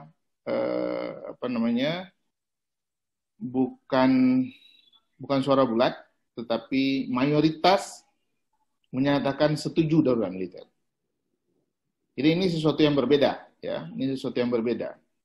Sebenarnya ini dalam satu perspektif yang hari ini kita katakan sebagai reformasi institusi yang menjadi sasaran dari KKR Aceh itu, sudah terjadi perubahan perilaku pemerintah ini. Kalau semula membunuh orang, katakanlah begitu ya, atau perang atau operasi yang menggunakan koersi itu dilakukan cukup dengan perintah presiden saja.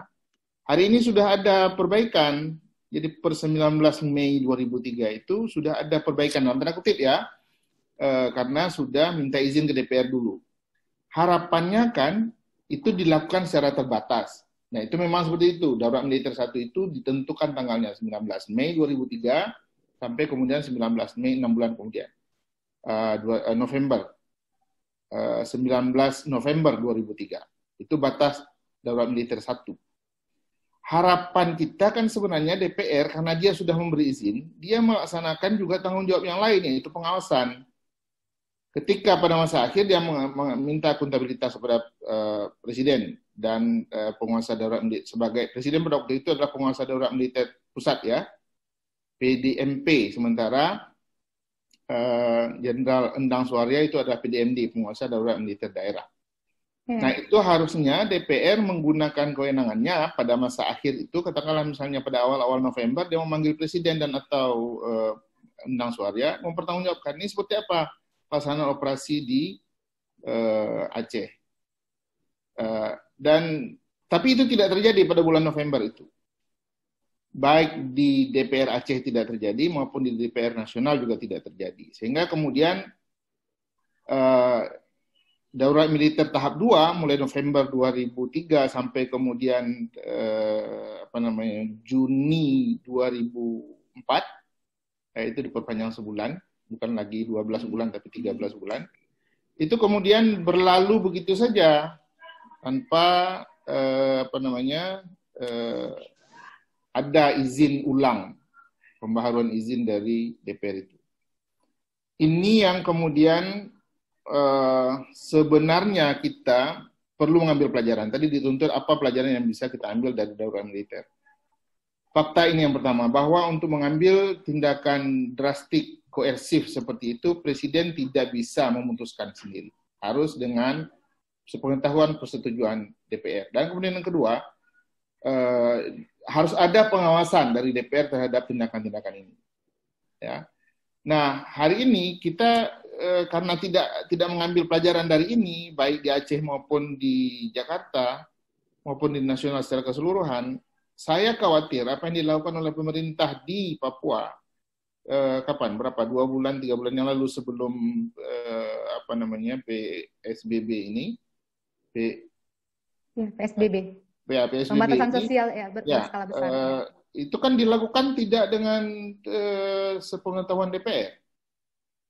Jadi kita pada satu titik pernah hampir ideal dalam tanda kutip ya untuk perubahan perilaku dalam pergerakan militer itu, pernah sampai akuntabilitas, tapi kemudian walaupun tidak sepenuhnya, tapi sekarang itu dihilangkan lagi. Maknanya apa itu? Kita tidak mengambil pelajaran dari itu, dan itulah sebabnya kenapa kemudian kalau darurat militer dilakukan lagi di Aceh di masa depan, tidak ada jaminan bahwa pengawasan seperti DPR itu tetap akan dilakukan sebagaimana dulu hampir ideal dalam darurat militer 1. Iya, kita bisa bilang, ya Bang? Ya. Ya, kita bisa bilang itu mundur juga ya Bang ya, karena juga ada tugas-tugas dan fungsi yang tidak dijalankan, misalnya di pengawasan. Bang, tadi Abang kita mau tanya juga Bang soal penegakan hukum yang saat itu tuh gimana penegakan hukumnya. Terus tadi juga Abang sempat cerita ada kasus penangkapan, termasuk salah satu penangkapan juru bicara GAM.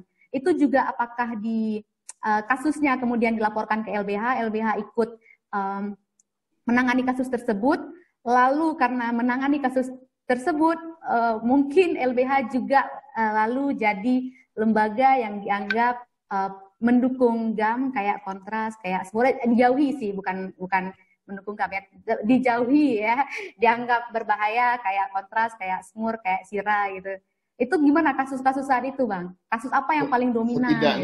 Setidaknya pernyataan itu tidak diumumkan secara resmi oleh pihak negara pada waktu itu. Jadi berbeda dengan Kontras, Sira, dan Smur, ini memang keluar diumumkan oleh pemerintah, wakil pemerintah. Kalau saya tidak salah Kapolda Bahrum Shah Kasman yang mengumumkan itu dengan bahkan melalui radio dan sebagainya sedianya. Nah, LBH tidak pernah disebut. Dan mengapa? Karena pada waktu itu kita betul-betul berlindung di balik profesi kita sebagai pekerja hukum yang itu memang tidak boleh dibiarkan berhenti dalam keadaan apapun, sama seperti juga medis. Nah, bagaimana keadaan hukum pada waktu itu? Terhadap juru runding GAM itu dikenakan dari awal disangkakan undang-undang terorisme yang pada waktu itu masih berbentuk Perpu ya, peraturan pemerintah pengganti undang-undang. Sehingga kemudian seluruh due process of law yang memang secara legalistik formal disingkirkan oleh undang-undang terorisme itu menjadi diberlakukan atas mereka. Jadi pada saat yang bersamaan dua hal terjadi. Darurat militer terjadi dan sasarannya adalah antara lain adalah GAM. Lalu kemudian atas GAM ini dikenakan juga undang-undang terorisme, sehingga kemudian kedua hal ini membuat perlakuan hukum terhadap mereka itu banyak sekali yang disimpangi. Ya, mereka ditahan dalam istilah kita itu incommunicado detention. Jadi mereka tidak boleh selama 14 hari, kalau saya tidak salah berdasarkan undang-undang itu, berdasarkan undang-undang anti terorisme, mereka tidak boleh berhubungan dengan pihak manapun, termasuk kami penasihat hukumnya. Sedangkan pantauan lain terhadap pelaksanaan administrasi peradilan secara umum, itu banyak sekali peradilan yang bahkan tidak cukup satu majelis. Jadi sidang-sidang biasa pun, misalnya kasus-kasus yang tidak ada kaitannya dengan konflik, tapi ada kriminal biasa atau kasus perdata biasa, itu harus disidangkan oleh satu orang hakim, dan itu ya begitulah situasi hukum pada waktu itu. Ya, bahkan satu majelis pun nggak cukup. Kenapa? Karena hakim-hakim itu pada mengungsi juga. Ya, pada mengungsi juga. Dan kemudian satu lagi, untuk menambal kekurangan ini, tadi contoh yang diberikan oleh Bang Faisal menarik itu. Ada Koramil yang kemudian secara ex officio diangkat menjadi camat, karena camatnya ngungsi. Begitu juga hakim gitu. Bang, jadi, tadi Kak Rosni Dasari bilang, bahasanya Bang ngeri kali, ex officio itu apa Bang? Roaming, ada yang roaming ya? Dianggap secara formal langsung menggantikan pekerjaan sebagai camat. Koramil dulu. Koramil itu beliau adalah dan Ramil itu adalah aparat militer profesional. Pekerjaan beliau adalah militer, bukan jadi administrator pemerintahan. Tapi begitulah dalam itu. Nah, dalam dunia peradilan juga begitu. Ketika hakim-hakim tidak ada lagi di pengadilan tertentu sampai kosong misalnya, lalu kemudian Kementerian Hukum dan HAM, saya tidak tahu bagaimana mekanisme pada waktu itu, kemudian menawarkan kepada sebagian pekerja administrasi di pengadilan itu yang kita kenal sebagai penitera dan sebagainya, mau nggak menjadi hakim? Sebagian di antaranya mau, dan kemudian adalah hakim crash program itu. Ya, kita tidak meragukan pengetahuan mereka soal hukum, mungkin juga praktik mereka sebagai penitera selama ini, tapi ini menjadi hakim loh, dan itu tidak sama secara moral filosofis dan hukum status mereka. Tapi ya begitulah, adalah hakim crash program itu, dan itu kemudian menjadi kontroversi ketika saya kritik orang-orang yang pernah dalam sebuah pertemuan di Fakultas Hukum Indonesia pada waktu itu, kami LBH Banda Aceh itu adalah kontak dari Komisi Yudisial di Aceh. Jadi kita melakukan pengawasan terhadap kinerja dan perilaku hakim. Nah, dalam sebuah diskusi yang kerjasama Komisi Yudisial dengan Fakultas Hukum, Saya mengemukakan ini, kami memantau bahwa ada kualitas hakim yang menurun dalam masa darurat militer karena ini dan digantikan oleh crash program. Tapi dalam ruangan itu ternyata ada 2 orang hakim. Crash program itu yang hadir. Saya langsung disuruh mempertanggungjawabkan pernyataan saya itu. Saya katakan, oke, saya akan pertanggungjawabkan, tapi tidak di depan umum ini. Mengapa? Karena nanti akan mempermalukan beliau sendiri. Bukan tidak mungkin kinerja buruk yang saya ada catatannya di tangan saya, di data di tangan saya itu adalah orang yang bersangkutan. Nah, itu contoh saja apa yang terjadi dalam masa darurat militer. Kita tidak boleh lupa juga ada rekan Bang Hotli yang meninggal dalam darurat militer, namanya Ersa Siregar, dan beliau adalah korban dari konflik ini. Atau barangkali Bang Hotli bisa memperbaiki kalau saya tidak salah. Kalau saya tidak salah, Ersa Siregar meninggal dalam masa darurat militer, terbunuh sebagai korban dari crossfire antara TNI dan GAM pada waktu itu. Aspek lain yang juga berkelindan dengan soal ini adalah ancaman terhadap human rights defender, para pekerja HAM. Tadi saya sudah jelaskan bahwa dari 2 hari pertama, bukan pada tanggal 19 ya, tanggal 19 atau tanggal 20 kalau saya tidak salah, Kapolda Bahrum Syahkasma mengumumkan Smor, Kontras, dan Sira itu sebagai lembaga yang berafiliasi ke GAM. Dan ini adalah lembaga yang orang-orangnya, alumninya itu ada di banyak lembaga yang lain. Ya, dan ini menyebarkan pesan yang sangat kuat bahwa pekerja HAM, kasarnya, pekerja HAM berhenti dulu lah, gitu ya.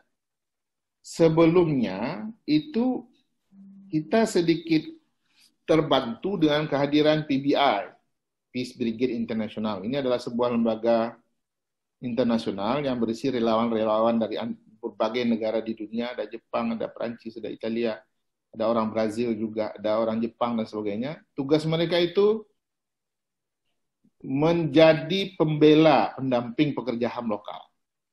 Jadi moto mereka itu adalah defending the human right defender. Katakan kalau misalnya Bang Faisalnya adalah human right defender dan beliau Bang Faisal itu membela orang-orang Aceh atau non Aceh yang dianggap menjadi ancaman terancam pelanggaran HAM, maka PBI ini mendampingi Bang Faisal. Nah, tapi per darurat militer mereka disuruh keluar. Jadi tidak boleh ada di Aceh. Nah, ini kan membuat sebagian kepercayaan dirinya para pekerja HAM ini jadi runtuh juga kan. Kalau goyang. Goyang. Kalau dulu kita masih ya takut-takut enggak, tapi masih bisa bekerja karena ada mereka yang menjadi pemantau kita. Jadi ini sekarang itu yang dicabut. Demikian. Baik, Bang Idal, terima kasih rekan-rekan sekalian. Sudah pukul 12 lewat 1 menit. Wah, cukup lama kita berbincang-bincang dan nggak terasa. Tapi karena zuhur akan segera datang, kita akan membuka sesi ya.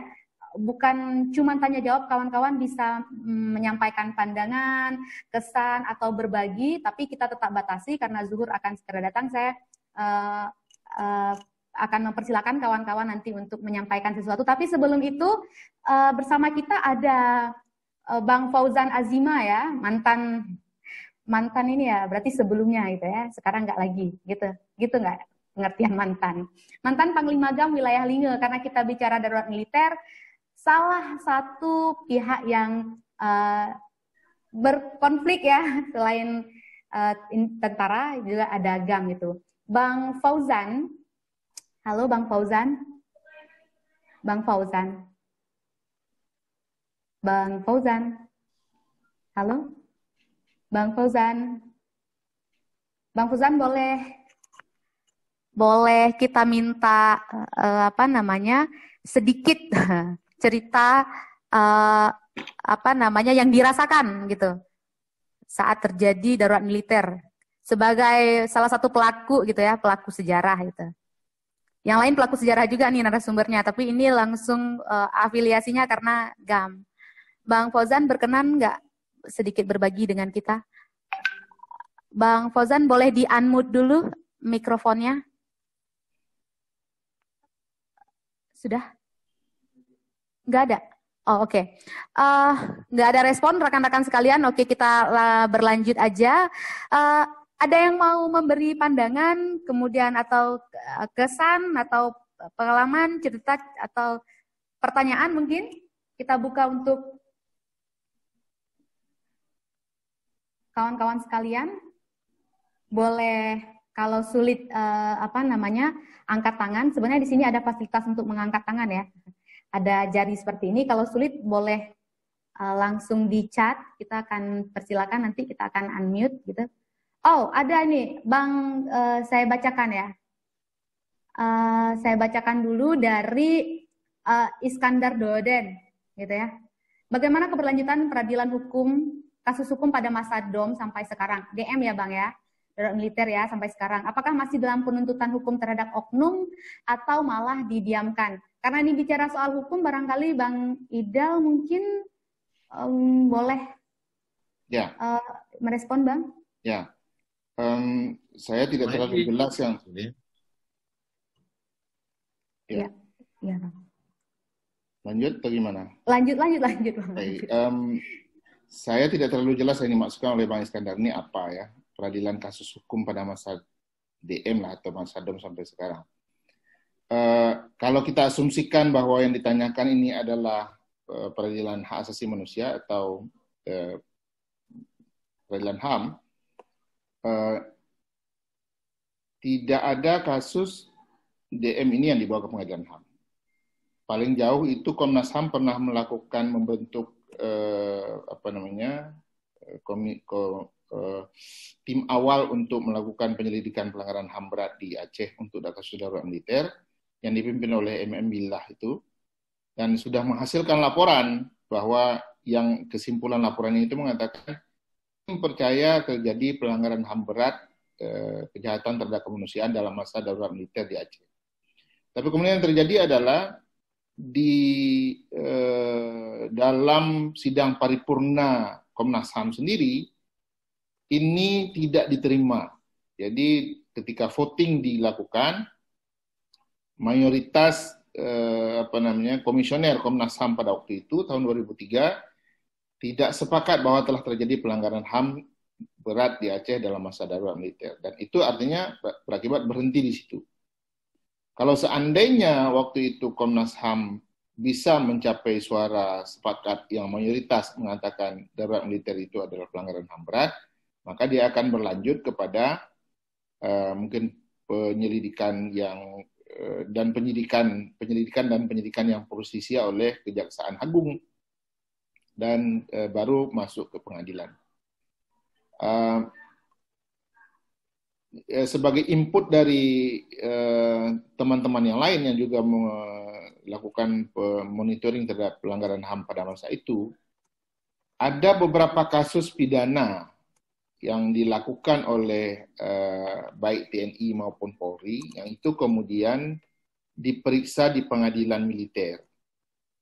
Nah, ini kita perlu tahu nih, kita tidak karena setelah itu kemudian kita tidak lagi mengerjakan konflik ini, sudah berpindah ke soal tsunami, jadi kayaknya nggak ada yang memperhatikan apa betul ada aparat TNI Polri yang melakukan kekerasan di Aceh itu kemudian dipidana dengan mengikuti hukum pidana militer dan hukum pidana umum. Begitu ya. Kalau misalnya Bang Iskandar bertanya apakah masih dalam penuntutan hukum terhadap oknum atau malah didiamkan. Nah, ini semuanya seperti tadi ceritanya. Yang bisa memulai untuk membuatnya maju ke pengadilan itu adalah Komnas HAM. Nah, Komnas HAM sudah melakukannya pada tahap itu dan berhenti di rapat pleno komisi. Demikian, Ana. Iya. Bang, terima kasih Bang. Semoga ini menjawab pertanyaan Bang Iskandar. Tadi ada yang meminta untuk sharing ya, Kak. Iya, waktunya terbatas. Mohon maaf ya Kak Harbiah karena menjelang zuhur sulit sekali buat kita. Waktunya memang cukup terbatas gitu. Kita nanti mintakan Kak Harbiah juga untuk sharing ya. Tapi ada pertanyaan ini kita pertanyaan dulu gitu dari Muhammad Fahri, Bang. Assalamualaikum Bang Afridal. Oh, lagi-lagi buat Bang Afridal ya. Diterima aja ya Bang, ini cinta. Pertanyaan itu bentuk cinta. Sebelumnya saya ucapkan terima kasih atas pengabdian di KKR Aceh. Ya, tapi saat itu Bang Afridal di LBH langsung diluruskan. Dalam praktik saat ini melihat perkembangan dari kinerja KKR. Bagaimana pandangan Abang terhadap konsistensi dari pemerintah baik tingkat pusat atau lokal terhadap laporan dari KKR Aceh? Kita membincang darurat militer, Muhammad Fahri. Tapi kembalikan ke Bang Idal, orang yang ditanyakan, boleh dijawab atau Bang Idal, karena ini tidak sesuai dengan judul, mungkin menolak itu. Ya nggak apa-apa. Silakan Bang. Masa darurat militer itu yaitu 19 Mei 2003 sampai kemudian 20 Juni 2004 itu adalah term yang merupakan masa kerjanya KKR ya, karena KKR itu mulai dari 1976 sampai 15 Agustus 2005 ya, nggak apa-apa. Jadi darurat militer masuk ke situ. Tingkat pusat dan daerah tetap laporan dari KKR Aceh. Nah, laporan KKR Aceh itu belum diterbitkan. Jadi belum dikeluarkan. Kenapa? Karena hanya akan diterbitkan nanti ketika masa KKR itu selesai pada Oktober 2021. Saat ini yang sudah dilakukan oleh KKR Aceh itu adalah mengeluarkan daftar korban yang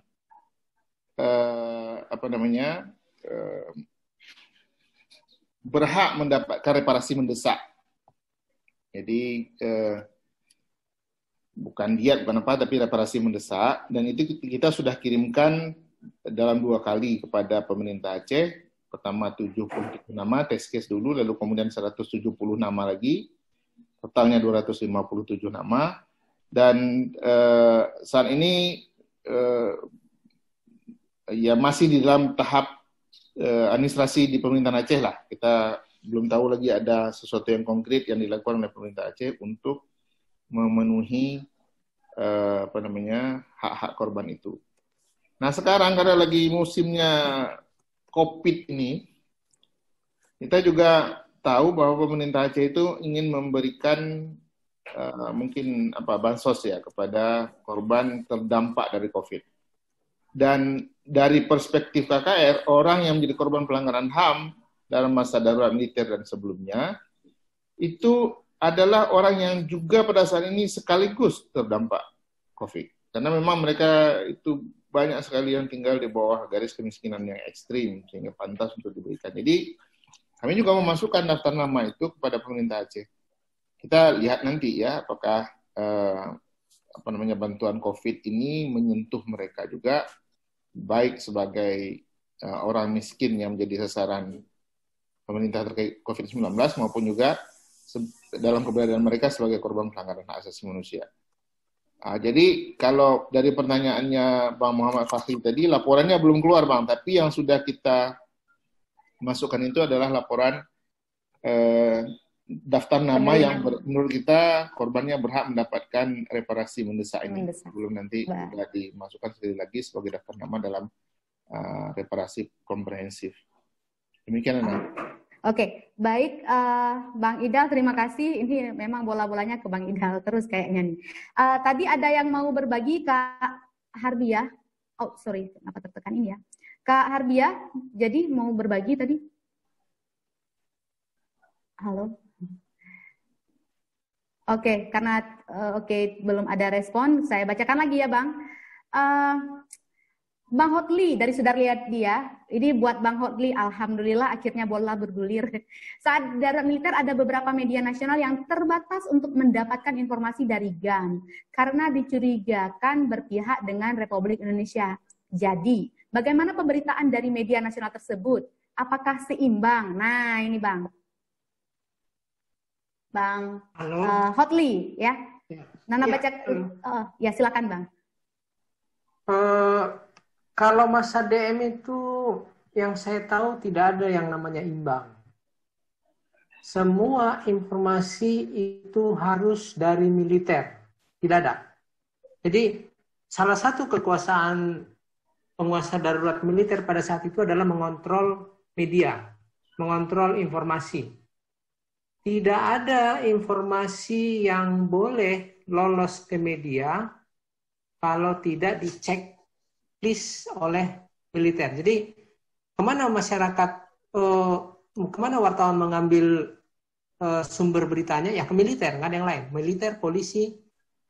Polisi pun nggak boleh waktu itu, karena dianggap polisi adalah penguasa darurat sipil, jadi bukan penguasa darurat militer. Militer punya bagian penerangan dan mereka yang punya wewenang untuk memberikan informasi ke media. Dan media nasional maupun media lokal sama. Dan salah satu bentuk apa ya, bentuk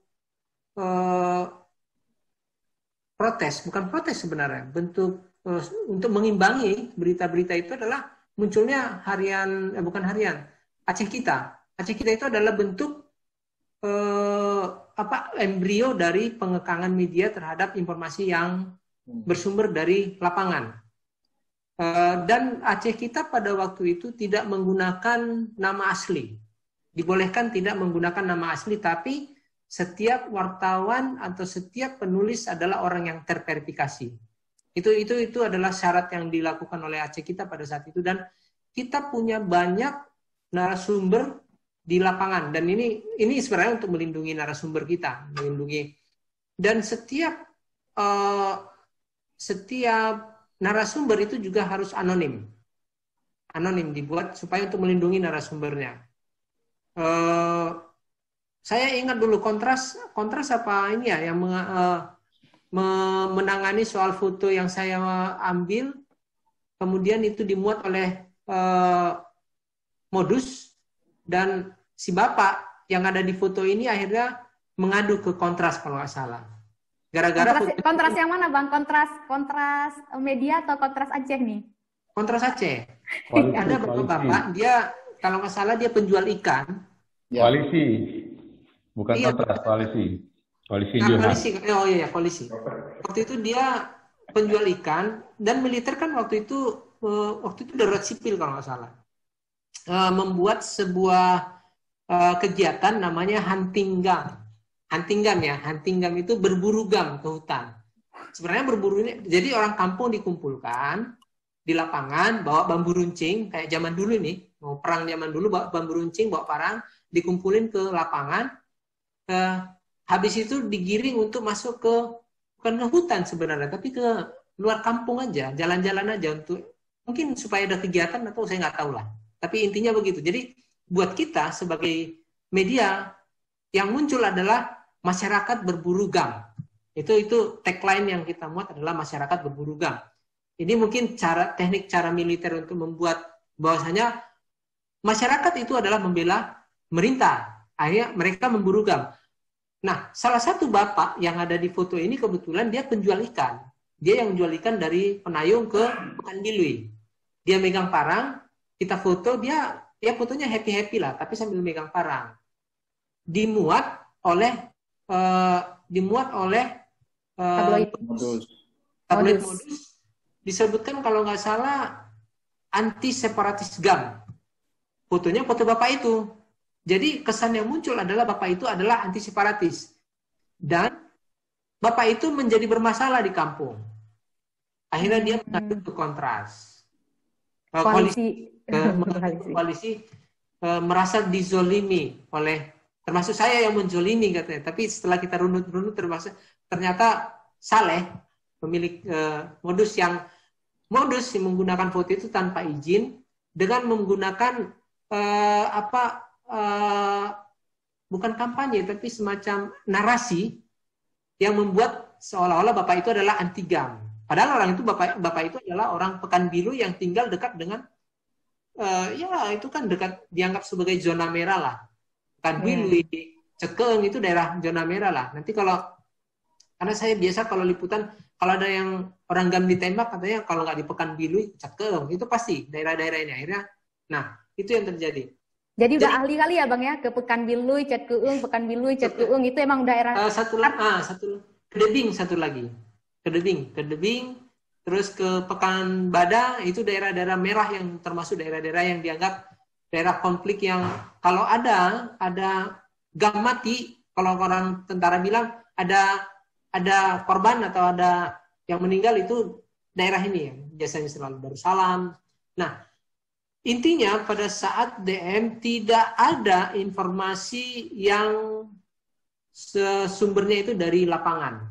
Ya, tidak ada. Itu harus dari militer. Tidak ada. Baik itu kita highlight ya Bang ya. Artinya tidak berimbang. Itu cukup menjawab pertanyaan dari Sudarliadi. Kawan-kawan, 12 menit lagi sudah pukul 12:30. Saya percepat saja. Ada pertanyaan tadi buat nih kali lagi-lagi buat Bang Idal ya. Erat kaitannya antara korban DM dan KKR gitu ya. Iya, pasti erat nggak Bang Idal? Keterkaitan antara korban darurat militer, konflik itu dengan KKR erat nggak Bang? Ya, sudah pasti ya, karena sebagian dari korban yang kita ambil pernyataannya itu adalah yang menjadi korban itu dalam masa darurat militer memang. Bahkan sebagian besar dari orang yang muncul ketika 3 kali kita melakukan dengar kesaksian, itu adalah korban-korban yang menjadi korban dalam masa darurat militer. Kita berusaha sejauh mungkin untuk keluar dari time frame itu, mundur ke belakang sampai ke masa DOM dan bahkan sebelum DOM. Tidak banyak lagi survivor yang masih ada yang bisa kita hadirkan untuk mengambil pernyataan di depan umum. Ada beberapa orang. Jadi memang saat ini boleh kita katakan lebih dari setengah data korban pelanggaran hak asasi manusia masa lalu yang ada di KKR itu adalah korban dalam masa darurat militer. Iya, begitu Bang. Terima kasih. Ada tadi juga informasi sedikit dari Pak Saiful Mahdi ya. Kawan-kawan yang masih penasaran karena tadi disebut-sebut Aceh kita gitu ya, bukan Aceh mereka. Jadi masih ada Aceh kita, kawan-kawan bisa lihat di www.acehkita.com ya, bahasa Indonesia sekali, saya nggak pakai dot, pakai titik. Kemudian ada pertanyaan lanjutan nih Bang buat Bang Horli, tapi tampaknya kita nanti harus ringkas gitu kan Bang. Bang Horli, apakah sama DM di Aceh saat itu dengan DM di Papua sekarang? Satu, langsung saya gabung ya Bang Horli, ada satu lagi. Wartawan asing William Nelson selalu ikut mendokumentasi perjuangan GAM selama darurat. Apakah pada saat beliau meliput berita ada kerjasama dengan media lokal yang ada di Aceh? Bang, itu 2 pertanyaan langsung saya kawinkan saja. Mohon penjelasannya Bang. Kalau bicara soal perbedaan Aceh dengan Papua, saya nggak punya perspektif. Saya punya perspektif Aceh. Kalau Papua saya tidak terlalu ini. Tapi DM di Papua seperti gimana juga saya nggak tahu. Mungkin Bang Apridal Darmi punya perspektif secara hukum. Yang pasti di Aceh darurat militer itu menurut saya pemanfaatan kekuatan. Nggak tahu kalau Bang Apridal beda persepsi ya.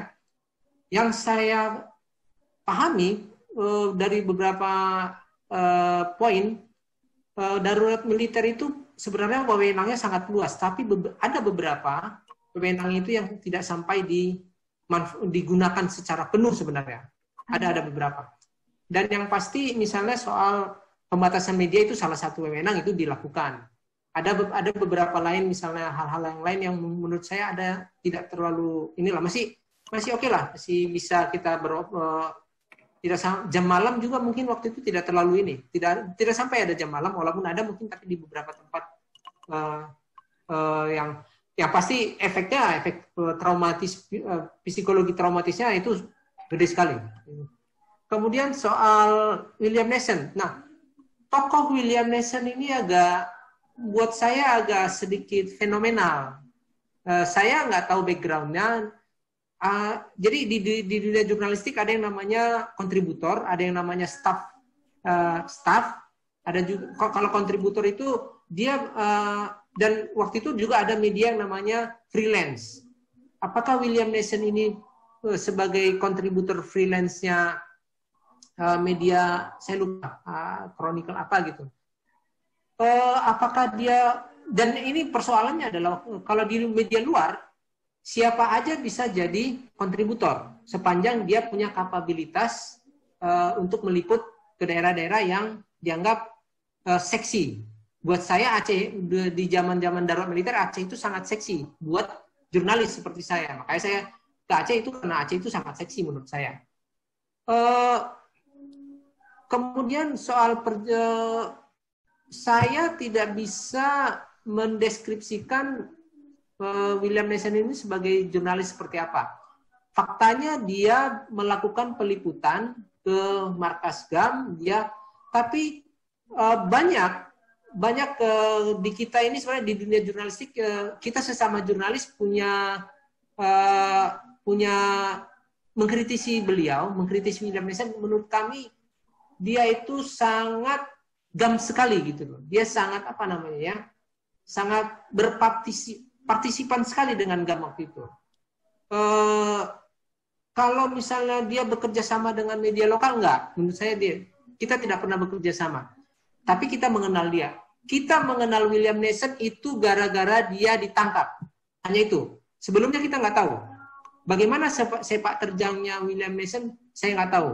Saya mengenal William Nessen setelah dia ditangkap oleh tentara waktu itu. Dan karena dia ikut berperang, dan salah satu, mungkin ada yang tahu Black Road ya, film dokumenter Black Road yang dibuat oleh William Nessen itu menarik juga menurut saya. Tapi dia sangat sangat imbalance menurut saya secara jurnalistik. Secara ini menarik memang. Itu menurut saya, Nana. Baik, terima kasih Bang. Ada pertanyaan lanjutan nih kali ini untuk Kak Raihan. Nah, saya memang menanti-nanti ada yang bertanya buat Kak Raihan ya. Ya, saya tertarik mendengar cerita aktivisme perempuan di masa darurat militer ya. Apa saja beban-beban yang dialami. Kak Raihan mungkin bisa berbagi, karena dimanapun Kak Raihan berada saat itu kerja-kerja aktivisme tetap terus berlanjut gitu ya. Kak Raihan boleh berbagi, ada pertanyaan dari Puan ini, soal beban-beban yang dialami. Kak Raihan. Kak, mungkin masih termute. Halo. Iya, Kak. Halo. Halo Kak, boleh berbagi sedikit beban Iya. apa? Karena katanya perempuan kan biasanya dapat beban lebih besar ya. Serangan-serangannya biasa berbeda dengan serangan laki-laki. Boleh berbagi? Iya, tentu saja Nana. Dari tadi saya sebenarnya menunggu, banyak sekali yang ingin saya sampaikan. Ya kalau berkaitan dengan kondisi perempuan, ya memang perempuan saat itu ya harus menanggung segala beban rumah tangga karena situasi DM di mana laki-laki itu kan syarat dianggap mendukung GAM. Kalau di kampung-kampung juga banyak yang kemudian harus memutuskan keluar dari Aceh, pergi ke Medan, pergi ke Jakarta, keluar Aceh untuk mencari keamanan. Karena kalau di kampung dia akan dituduh sebagai GAM. Jadi kemudian ya otomatis beban rumah tangga diambil alih oleh perempuan. Ya selain itu memang beban ganda sebagai kepala rumah tangga itu juga sangat berat. Selain beban ganda sebagai rumah tangga, perempuan kan saat itu sering sekali misalnya ada yang mereka istri kombatan, sering sekali rumahnya didatangi, kemudian ditanyakan keberadaan suaminya, yang memang mereka mengalami begitu besar juga ancaman, teror, dan intimidasi. Halo Nana? Halo Kak. Halo. Sinyalnya kayaknya. Ya, halo. Kak. Iya, lanjut Kak. Tadi boleh ulang sedikit Kak. Tadi kayak 5 detik ke belakang agak roaming tadi. Suaranya hilang karena sinyal. Iya, selain beban ganda sebagai kepala rumah tangga, karena saat itu banyak laki-laki yang harus memutuskan keluar dari Aceh karena untuk faktor keamanan, banyak dituduh sebagai GAM dan lain sebagainya. Banyak juga kemudian misalnya yang istri-istri kombatan yang kemudian dia harus menanggung beban ganda lagi. Sering sekali rumahnya didatangi oleh tentara untuk menanyakan keberadaan suaminya. Jadi beban ganda seperti itu dialami hampir semua perempuan di Aceh, terutama di daerah daerah pelosok-pelosok. Kalau misalnya Bang Hotli tadi menyampaikan soal Cerkeeng itu sangat dekat dengan kampung saya. Itu memang zona merah. Itu di situ memang kondisi perempuannya memang sangat memprihatinkan. Selain memang ada beberapa, ya mungkin banyak juga saat itu perempuan-perempuan yang bergabung dengan pasukan Inong Baleh, karena itu keputusan politiknya. Juga memang banyak perempuan-perempuan yang juga diancam, diteror oleh tentara dari pos-pos statis terdekat. Jadi memang berat sekali yang dialami oleh perempuan saat itu. Beban ganda itu ya terutama. Kemudian juga yang juga menurut saya ini bisa menjadi refleksi kita bersama adalah kondisi itu ternyata pasca damai sampai sekarang pun itu tidak banyak berubah. Beban ganda yang dialami oleh perempuan. Saya misalnya sangat miris sekali dengan kondisi kepala rumah tangga perempuan yang misalnya dari korban rumah gedung. Yang sampai hari ini kondisi mereka juga masih berada di bawah garis kemiskinan. Jadi Aceh sudah damai, kita sudah jadi kondisi banyak berubah, tapi kondisi perempuan tidak banyak berubah. Tetap saja mereka kemudian harus menanggung beban-beban ganda ini, sekaligus juga menanggung beban yang harus mereka pertanggungjawabkan terhadap anak-anak mereka, situasi yang konflik yang panjang ini.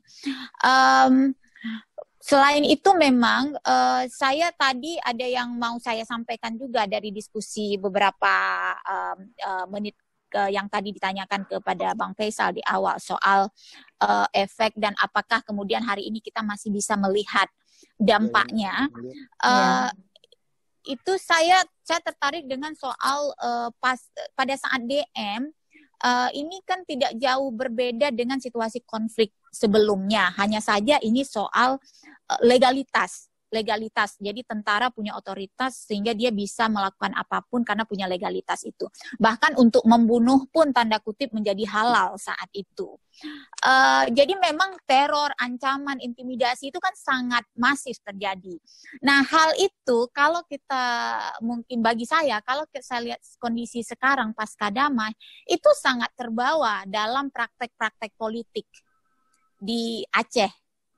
Misalnya negosiasi proyek, kita bisa lihat praktek-praktek politik yang terjadi di DPRA misalnya. Jadi saya lihat memang sangat berpengaruh memang kondisi efek-efek konflik itu dengan praktek-praktek politik yang ada di Aceh hari ini. Nah selain itu, karena ini saya tahu nih waktunya udah hampir habis ya Nana. Nggak apa-apa. Afirmasi kita nih kita. Jadi hal lain yang juga menurut saya ingin saya sampaikan, jadi orang-orang seperti saya ini kan kalau yang disampaikan oleh Bang Idal tadi, ini kan kami muda-muda ini generasi yang dibentuk oleh konflik ya. Generasi yang dibentuk oleh situasi konflik. Jadi memang situasi konflik itu selain memang membuat daya tahan masyarakat Aceh menjadi lebih kuat, jadi menghadapi tsunami, kemudian menghadapi COVID saat ini. Jadi daya tahan masyarakat Aceh ini memang luar biasa. Nah, orang-orang seperti saya ini kan generasi yang dibentuk oleh konflik tadi. Berbeda memang kalau ketika kita bicara tentang generasi milenial sekarang ini. Jadi kalau di awal Nana sebutkan soal banyak nih anak-anak muda sekarang nggak tahu apa itu darurat militer, apa itu konflik, karena mereka juga belum ada mungkin atau mungkin tidak begitu bersinggungan dengan situasi konflik saat itu.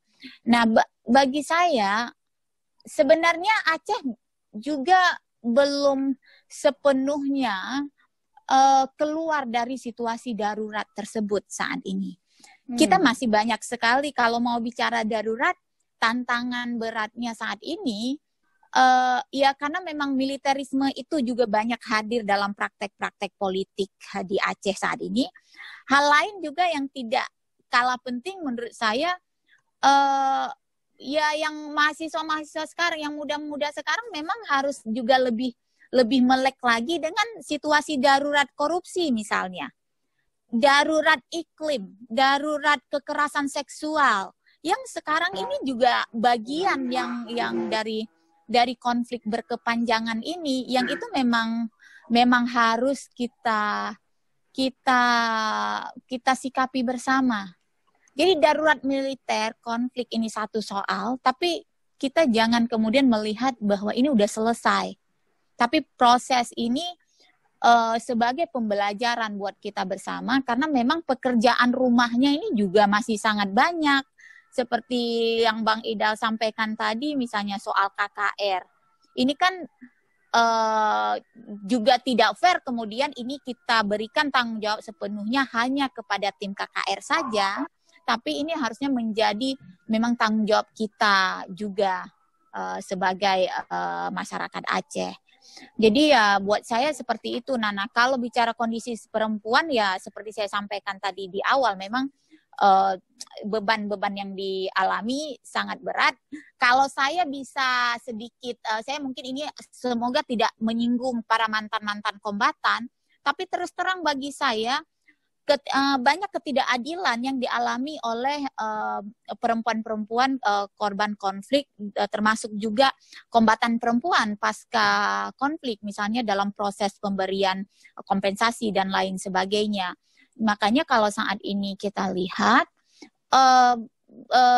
banyak perempuan-perempuan korban yang bahkan misalnya istri kombatan yang dulu ikut juga menjadi inong bale, yang mereka tidak memetik buah hasil dari perdamaian ini, yang mana mereka sendiri bagi saya adalah sebenar-benarnya pejuang kehidupan bagi kita, Kak.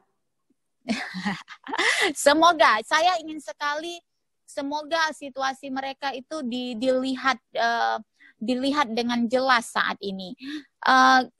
Makanya kemudian menjadi miris juga kita ketika kebijakan pemerintah ini tidak mainstreaming konflik.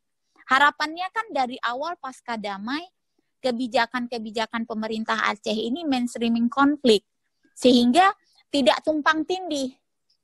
Saya ingat betul misalnya pasca terpilihnya pemerintah Irwandi Yusuf dan Nova Iriansah, itu masih terus disuarakan juga oleh civil society, berharap kebijakan pemerintah akan mainstreaming konflik.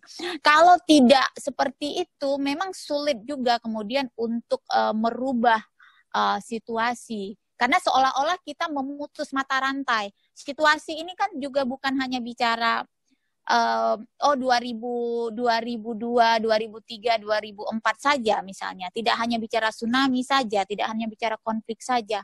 Tapi bagaimana kita melihat Aceh secara utuh. Ya, saya pikir demikian. Terima kasih, Kak. Wah, itu memang yang kita tunggu-tunggu sebenarnya, tadi sempat terputus karena satu dan lain hal. Kita memang menanti bagian khusus menyoal perempuan, karena kita tahu tantangannya pasti berbeda dengan bukan dalam upaya mengatakan bahwa satu lebih ringan daripada yang lain, bukan, tapi tantangannya atau intimidasi dan lain-lain itu tentu berbeda. Bukan Nana, tapi kita bukan soal kemudian membedakan, tapi kita memang harus mengakui bahwa perempuan punya pengalaman yang berbeda. Yeah. Makanya pengalaman perempuan inilah yang harus kemudian dilihat, yang harus didengarkan. Karena perempuan tetap punya pengalaman yang berbeda. Kenapa kemudian kita selalu menginginkan dalam setiap pengambilan keputusan perempuan diikut sertakan? Karena memang pengalaman perempuan ini berbeda. Ya mau diakui atau tidak, ya situasi ini ya memang memarginalkan perempuan. Ini yang sayang sekali kan, perempuan punya beban ganda, mereka mempertaruhkan nyawanya, tapi ketika memetik buah damai ini mereka masih dikesampingkan.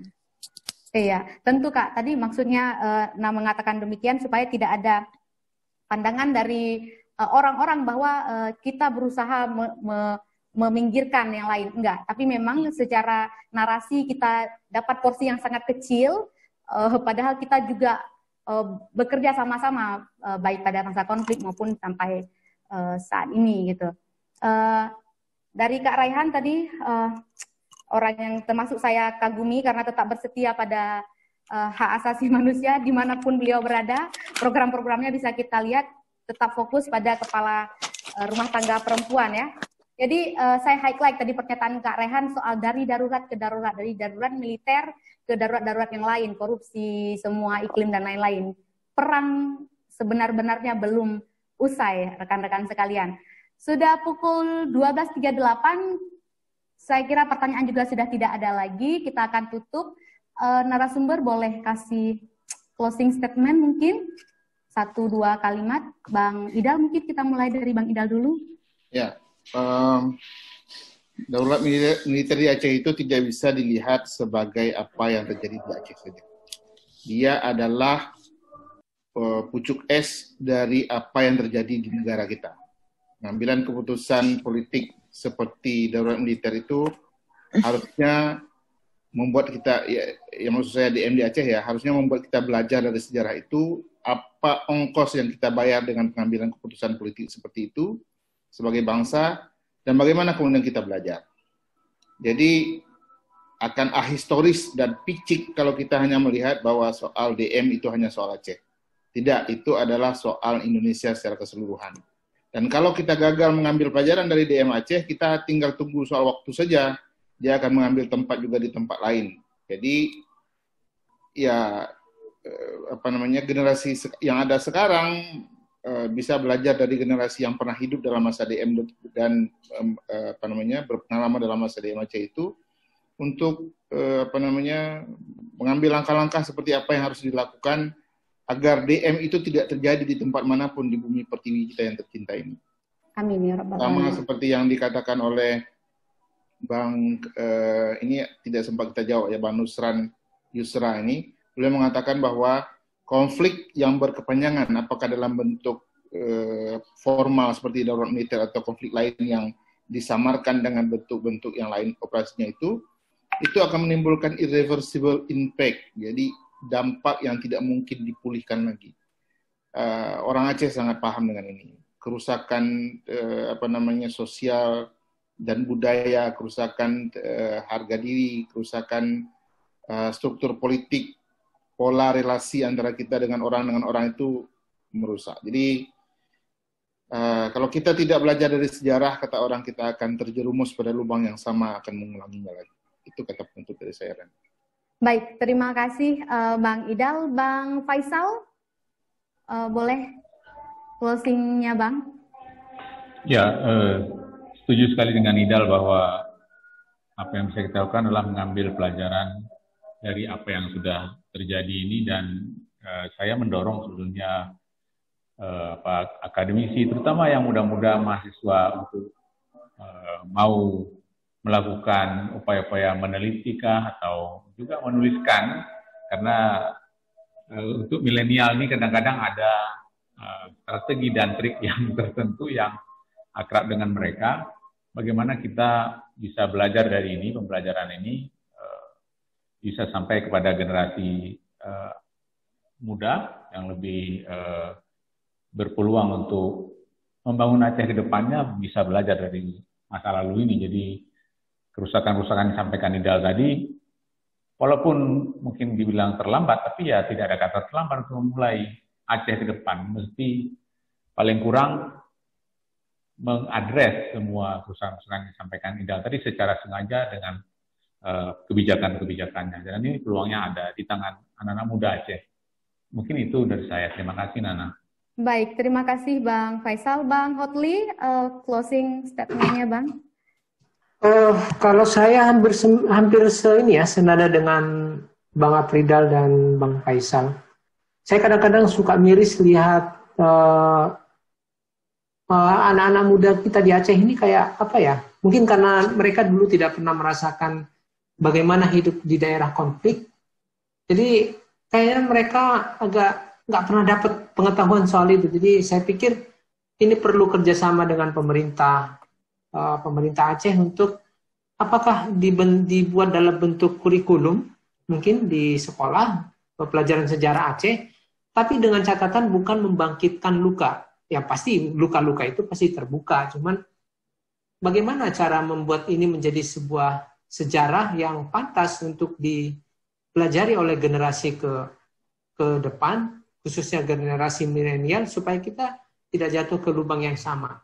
Nah, ini kegalauan saya secara pribadi saat ini, dan saya mungkin melalui forum-forum seperti ini kita bisa mendorong supaya ayolah pemerintah, jangan buang fakta sejarah yang kita alamin ini menjadi sebuah hal yang sia-sia. Ada banyak ribuan nyawa yang jadi korban. Kita buat itu berharga. Kita jadikan itu sebagai pelajaran yang berharga untuk membangun Aceh ke masa depan. Dan itu harus multi stakeholder, bukan cuman aktivis, bukan cuman wartawan, tapi semua kita. Saya pikir itu, saya pengen ini kita arahkan supaya pemerintah juga memikirkan ini ke depan. Kira-kira dari saya gitu, Nana. Amin, Bang. Semoga didengar oleh pemerintah, ya, Bang ya. Kak Raihan, closing statement, iya, Kak. Ya, saya juga sependapat dengan Bang Ida, Bang Faisal, dan Bang Hotli. Memang bagaimana kemudian DM darurat militer ini kita ambil hikmahnya sehingga memang bisa membuat perubahan yang lebih baik untuk Aceh di masa depan. Memang harapan kita ada pada generasi saat ini, generasi milenial saat ini ya. Bagi saya sendiri banyak sekali hal yang sebenarnya bisa dilakukan untuk membuat generasi saat ini menjadi melek konflik, melek dengan situasi-situasi yang ada sebelumnya, agar tidak kemudian mengambil karena situasi damai hari ini yang kita rasakan itu tidak serta-merta ada. Tapi itu juga hadir dengan begitu banyak pengorbanan, begitu banyak darah yang tumpah di Aceh pada masa konflik. Nah, selain itu saya juga ingin berterima kasih juga kepada besarnya solidaritas nasional juga dari kawan-kawan civil society nasional pada saat itu, kemudian solidaritas internasional terhadap Aceh ketika terjadinya darurat militer di Aceh. Tanpa solidaritas dari kawan-kawan civil society di luar Aceh, akan sangat berat yang harus dilalui oleh aktivis dan pekerja kemanusiaan serta pekerja HAM di Aceh. Jadi sekali lagi saya juga ingin menyampaikan terima kasih kepada semuanya. Juga kepada Bang Faisal, Bang Idal, dan Bang Hotli, saya juga ingin menyampaikan terima kasih juga. Walaupun saat itu banyak dari kami yang keluar Aceh, kemudian sempat kita dianggap orang-orang yang cok silop saat itu. Saya ingat betul ada sebagian mengatakan, oh yang kemudian memilih keluar Aceh itu orang-orang cok silop. Tapi kami juga tidak punya pilihan saat itu. Makanya kita kemudian ketika berada di luar Aceh, tetap berusaha melakukan sesuatu. Salah satunya dengan menggagas solidaritas Aceh Papua dan solidaritas gerakan untuk rakyat Aceh. Yang saat itu banyak kawan-kawan yang terlibat dari untuk membangun juga perspektif nasional terhadap Aceh, karena seperti disampaikan oleh Bang Faisal tadi, Bang Afridal Darmi maksud saya, darurat militer ini bukan hanya kita melihat dalam konteks kecil Aceh saja, tapi harus kita lihat dalam konteks nasional. Jadi kalau mau merubah itu, maka kita juga merubah Indonesia. Jadi ketika bicara kondisi hari ini, kita semua punya tanggung jawab untuk merubah Indonesia ke arah yang lebih baik. Jadi bukan hanya Aceh saja, tapi juga kita bicara yang lebih besar, bicara soal Indonesia. Indonesia ini mau kemana? Mau mengarahkan diri menjadi lebih militerisme, atau mau membangun peradaban yang lebih baik, yang menghargai hak asasi manusia dan menghargai peradaban yang lebih bermartabat. Terima kasih, Nana. Terima kasih Kak Rehan, terima kasih rekan-rekan sekalian yang masih bersetia bersama kami dalam diskusi Ada Apa dengan Darurat Militer ya. Terima kasih kepada para narasumber yang juga sudah mau mewakafkan waktunya hampir 3 jam ya di Zoom ini. Sebelum saya tutup, saya ingin mengutip sedikit kalimat yang diletakkan di memorialisasi Rumah Gedung ya. Bersuaralah meski tak jadi kata ya. Semoga diskusi ini menjadi upaya dan ikhtiar kita untuk terus bergerak dan menyuarakan, karena yang bergerak memberi makna, yang diam akan hilang sebelum waktunya. Saya Azhar Husna mohon maaf jika ada yang kurang dan yang salah. Semoga Ramadan dan hari-hari ke depan kita dapat menyambut Idul Fitri dengan lebih baik. Ramadan kita terberkati. Wallahu muwaffiq ila aqwamit thoriq. Assalamualaikum warahmatullahi wabarakatuh. Waalaikumsalam warahmatullahi wabarakatuh. Minal aizin wal faizin. Minal aizin wal faizin, Kak. Minal aizin wal faizin.